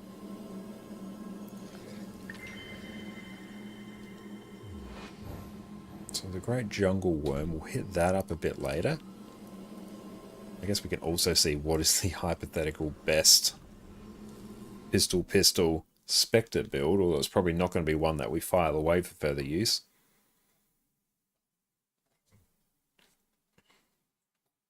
Because yeah, we've got a good Core Thief one, got a good Daredevil one. Deadeye is obviously like the one it's kind of built around. Let's see what Spectre does. It's probably going to be bad.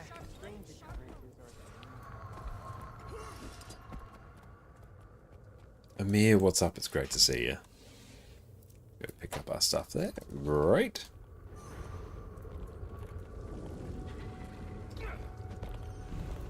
After 2 weeks you're back, it's great to have you back, mate. What have you been up to the last few weeks?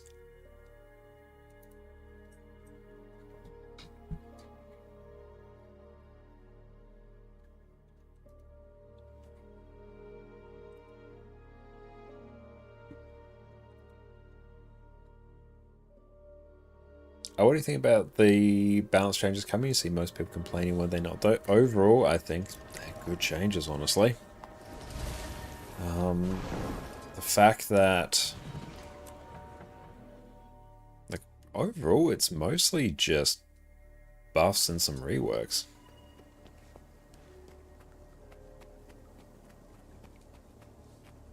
Like, I'm excited to see all the Mirage changes, although those might end up leaving Staff Mirage being like a bit too broken, so that might need to be tuned down or a bit changed given where it was at.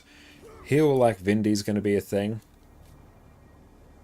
Scourge overall I think is going to be quite happy. Spectre's going to be happy as well. Will they announce the next X-Pack this week? I think it's going to be sometime in July is when they said they'd be doing that. Okay, so here, what even would be the right Spectre traits for Pistol Spectre? I know this is bad, this is purely only for completionist sake. Use barrier and target ally, hang on, okay, so let's see. Portion of condition damage converted to healing power, condition damage is irrelevant, transfer conditions to an enemy with targeting with Siphon. And remove conditions nearby allies with targeting with Siphon. Meh. Oh, sorry to hear that, Amir. Noggy snoozing. Oh yeah, she's grabbing... Oh, she's eating her frozen yogurt from her, like, chew toy at the moment. It's probably consume shadows, only because there's literally nothing else that's really worth. A Condi Pistol Spectre that relies on finishes through fields placed by allies. Yep. It might be the only way to make this just not be bad. Heal allies around you when you shadow step. Gain shadow force for each ally. Wells grant resistance. Increase shadow force hit with Siphon. Steal health. And inflict shadow force when you torment a foe. Like, honestly, I feel like it's going to be traversing dusk, and then we're probably going to run Well of Tears. And thank you, Lacadia, for the follow. I appreciate that. And here, I know we can run like Wells, and I know probably this is going to be significantly worse than Core Thief. I know, like, it's just going to be bad. But we're doing it. Yeah, like there's no power traits here. That's a torment one we don't care about. While in Shroud, transfer conditions and cleanse conditions from yourself.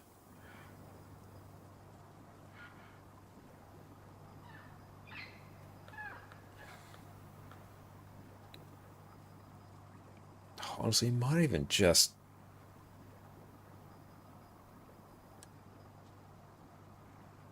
I don't know, if you're going to do it, like, you may as well give some alacrity.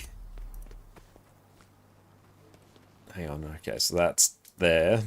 Like, all this is kind of a do it because there's nothing else that's good to do.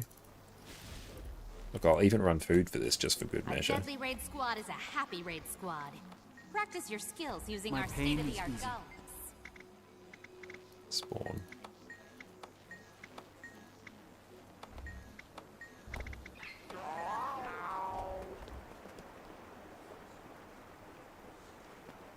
Anything else people really don't like? I think the main thing I've sort of seen is some changes to Chronomancer traits that improved alacrity, or there's a trait there that means you get extra, I think it's crit damage based on slow. There's some stuff going on in the middle of the Chronomancer trait line. People are a bit, not so much miffed, but like, hey, that needs a bit more time to cook.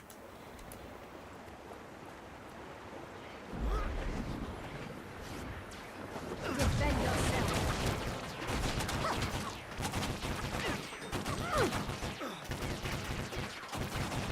You're welcome.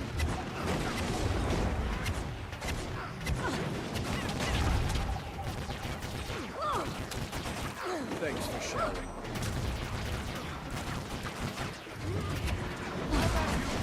And I'll just go into Shroud so I know you can sort of do something.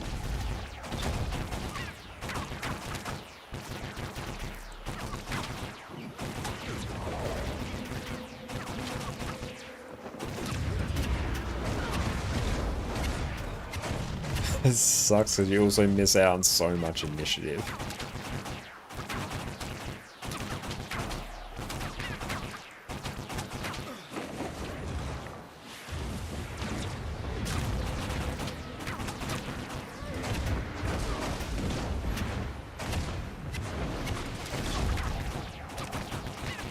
Yep, I've seen enough.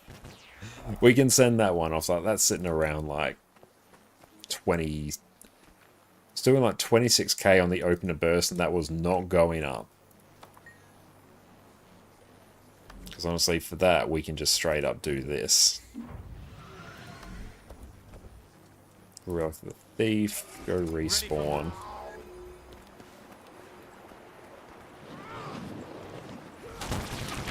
We can just do that, and that is just straight up going to be better.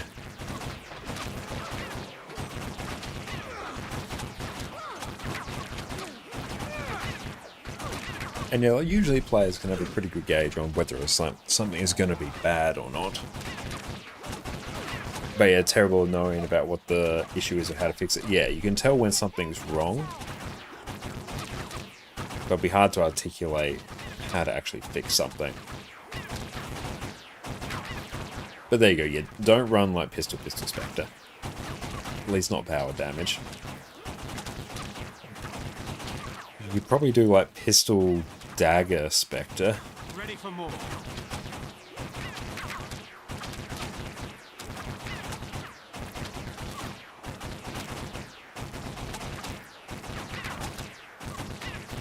Look at that number go up. It's a good number.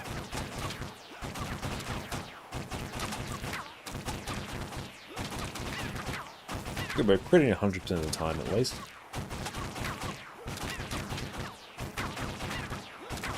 Just finished coffee.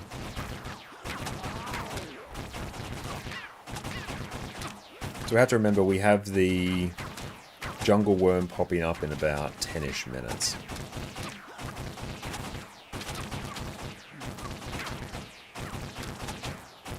Where's the wizard box? Because I rebound it trying to fix a few things. Weekly, yeah, so if we literally do jungle worm, that takes care of that. Do one reptile attack enemies in Horn of Aguma, that's Secrets of the Obscure, throw something in the forge.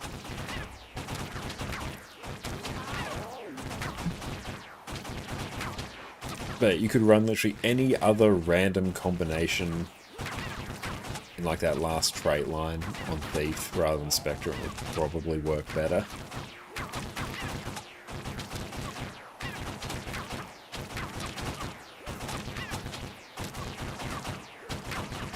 Will that stop at 4 million?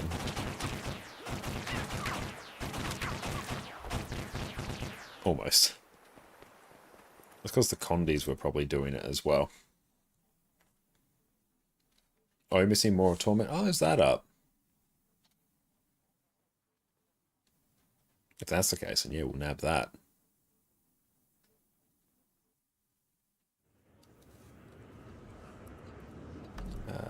That's Path of Fire, Desolation, Meta Taxi.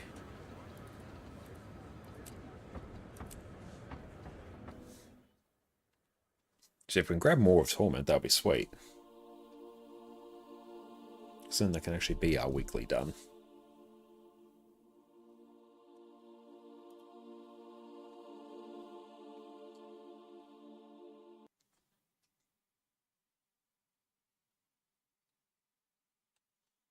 Well, back in we go. The game really didn't want us to get that meta. Oh well, back in.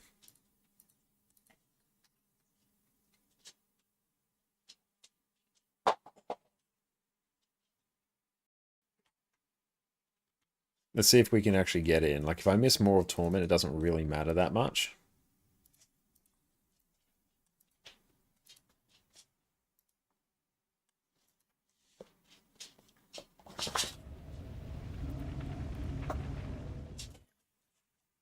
See if we can actually get it. Hi, Addie. Hello, you finished.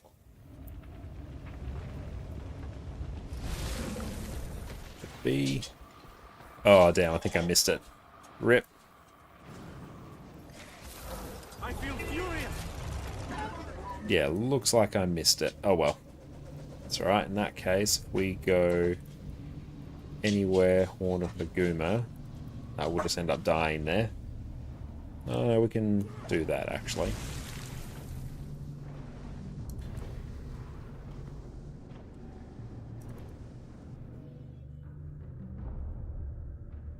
Finished Act 2 of Expedition 33 last night, and it was brutal. So I forgot to eat dinner until midnight. Oh, I'm glad you're enjoying it. I've heard great things about it. I haven't checked it out myself, but like, we'll probably at some point in the future. I could really use some backup over here.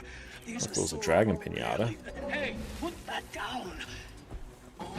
I can't believe I'm saying this, but I need help with these festivities. Seems like the best way to gather this essence. And if you could kill some of these chalk while you're at it. Build Stop quick asking me to Deadeye. dance. I've got Load work to that do. in. I feel furious.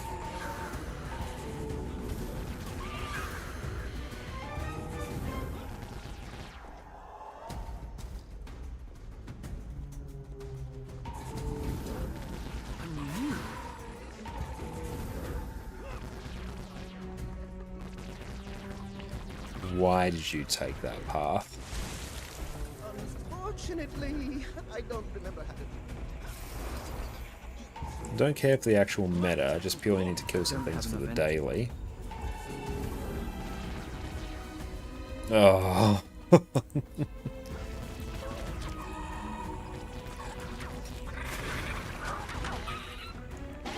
I wish I could enjoy anything as much as they're enjoying themselves You're right in my now. sights.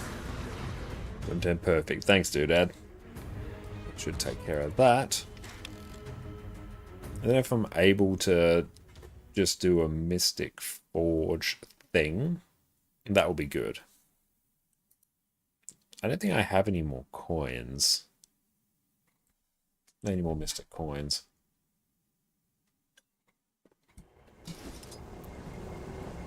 Let's see. Let's take that. Hooray. And steady. Oh, I do actually. How many more Philosopher's Stones are we rocking? None. Well, none there anyway. Let's go buy some more.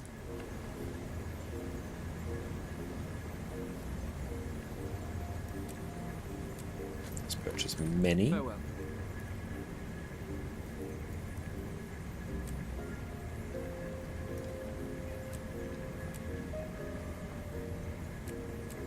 Rare loot. Really bad run for clovers so far. Oh well. Let's just use them all up.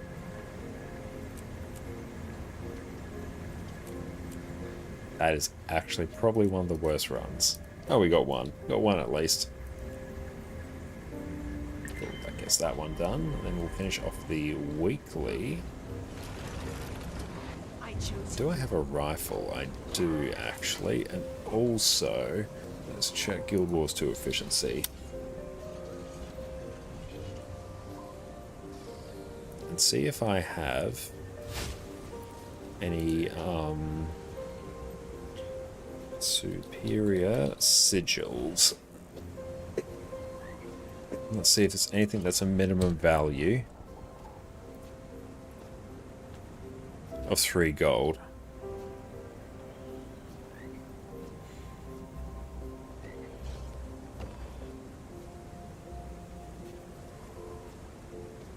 Okay.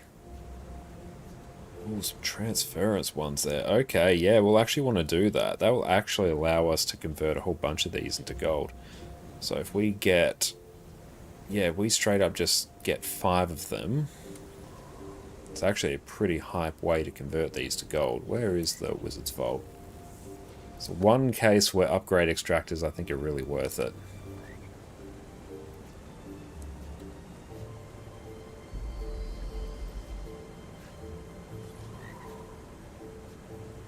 So if we grab that. So really I'm wanting... Doom's pretty good.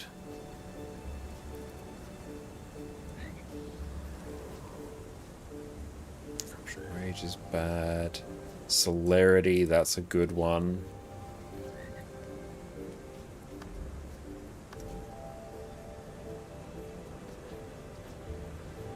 Celerity. Luck's actually worth a bit, actually. That's interesting.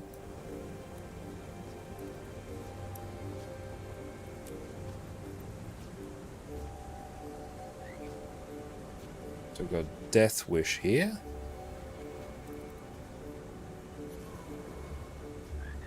Where is it? There we go. Force and Impact. And there should be... Sigil of Doom. So we've got 2 Sigils of Doom floating around. Where would the other one be? And Just a Fish, thank you so much for the follow. What you need gold for are underwater legendary sigils. They're next on our list. There we go. That's valuable. Torment, so this one can now be... that was Doom. And thank you, Fish, I appreciate that. Let's go... I don't know, just go... Force... Okay, no, not that. Let's go... Force... I don't know, Impact. Yeah, it doesn't matter. That's largely irrelevant. Okay, so now all these... We will try and just list those.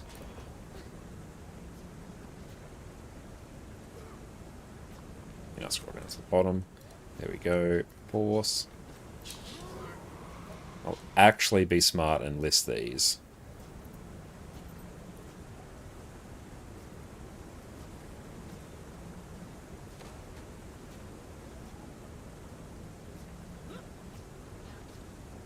Cool, there we go. That is now successfully converted into gold.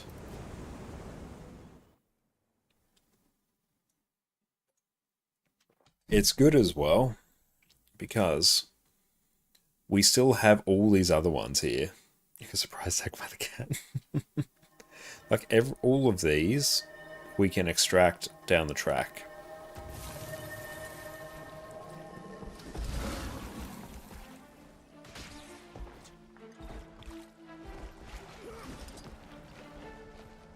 Well, show me how much. Swift and steady. Got a Sigil of Doom at the bank, actually. But yeah, all like sigils of transference, they're expensive, paralyzation, so yeah. As we get more and more upgrade extractors, then I will start extracting those for the actual gold, because that will be very much worth it. Actually a pretty good conversion of Astral Claim into gold, especially at this point.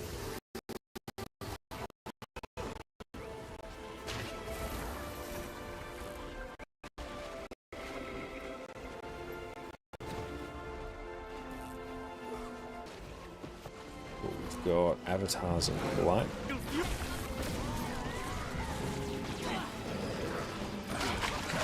Swift and steady.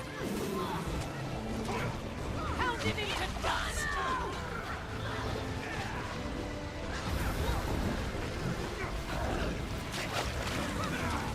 String guy. Oh no. It looks okay. Just let me know if it's still, like, broken. Wear them down. I make a pretty good team.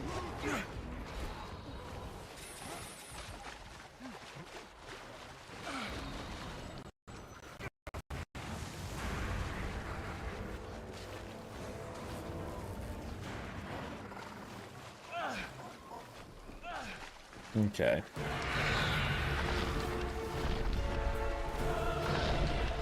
Got very laggy there for a second. Ah, yeah, that's when I was opening up another tab. The good news is, though, that because we are rocking the dual PC setup now, that if that happens, it shouldn't actually take down the stream. It'll be like on, you know, my side of it, but it won't actually be on the streaming and coding side of it, which is good. So you're actually getting the experience as I am there.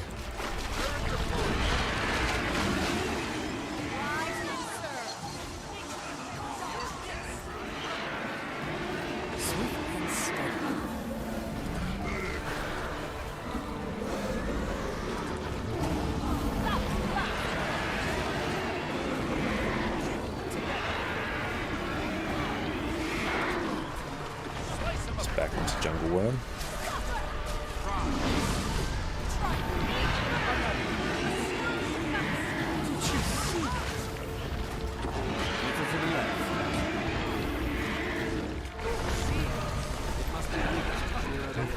More husks. Where'd it go? Here we go.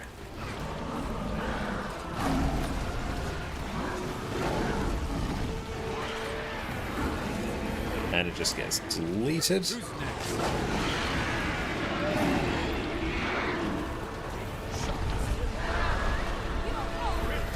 make a pretty good team. Two for the bone.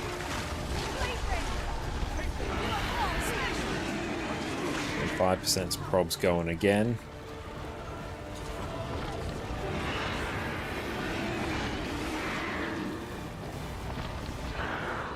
Oh, very nice there, Grey Doodad. Did you get the invisible boots? Well done. Not bad at all. How much are they going for now? We're going for a pretty penny.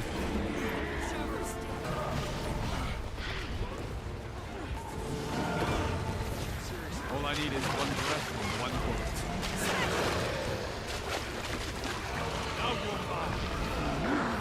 Oh.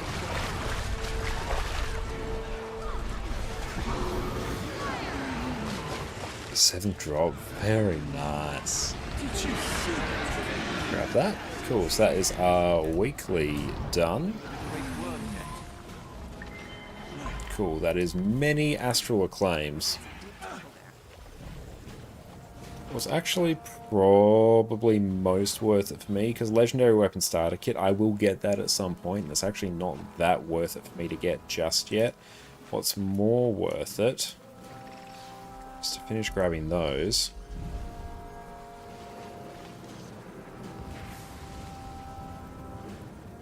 Grab all of those. And then we'll get the legendary weapon starter kit. Probably next.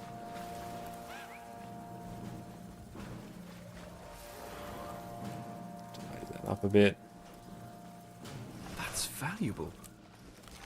Sell that.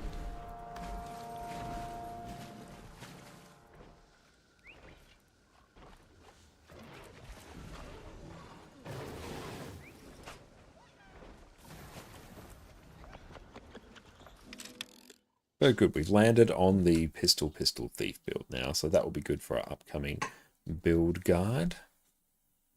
When we eventually get around to making that. Good news is that build probably shouldn't change from now until the end of time. Unless they bring back the old ricochet trait. They do that, then the build's perfect.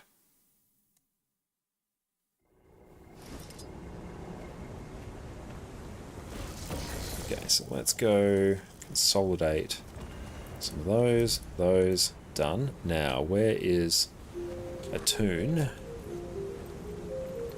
And get the most value from this. The next one will actually be our... Oh, Mesmer, there's so many runes of transference there.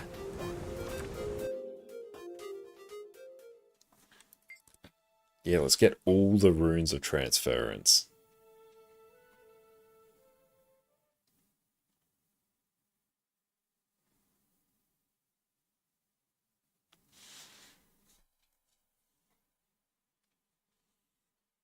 So gradually we're making a bit more gold.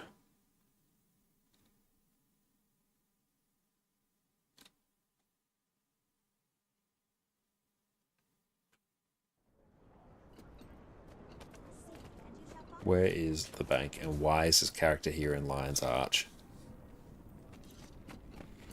I don't know. Excelsior. May the stars guide you. Okay, so we've got transference. Thank you, Succubus, for the follow. I appreciate that. Let's grab that. I have everything you need right here.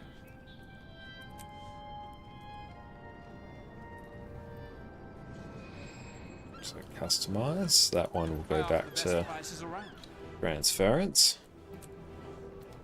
This one will go back to transference and concentration. And then there'll probably be some other ones here. Yeah, let's get that out. And that. That gives us 4.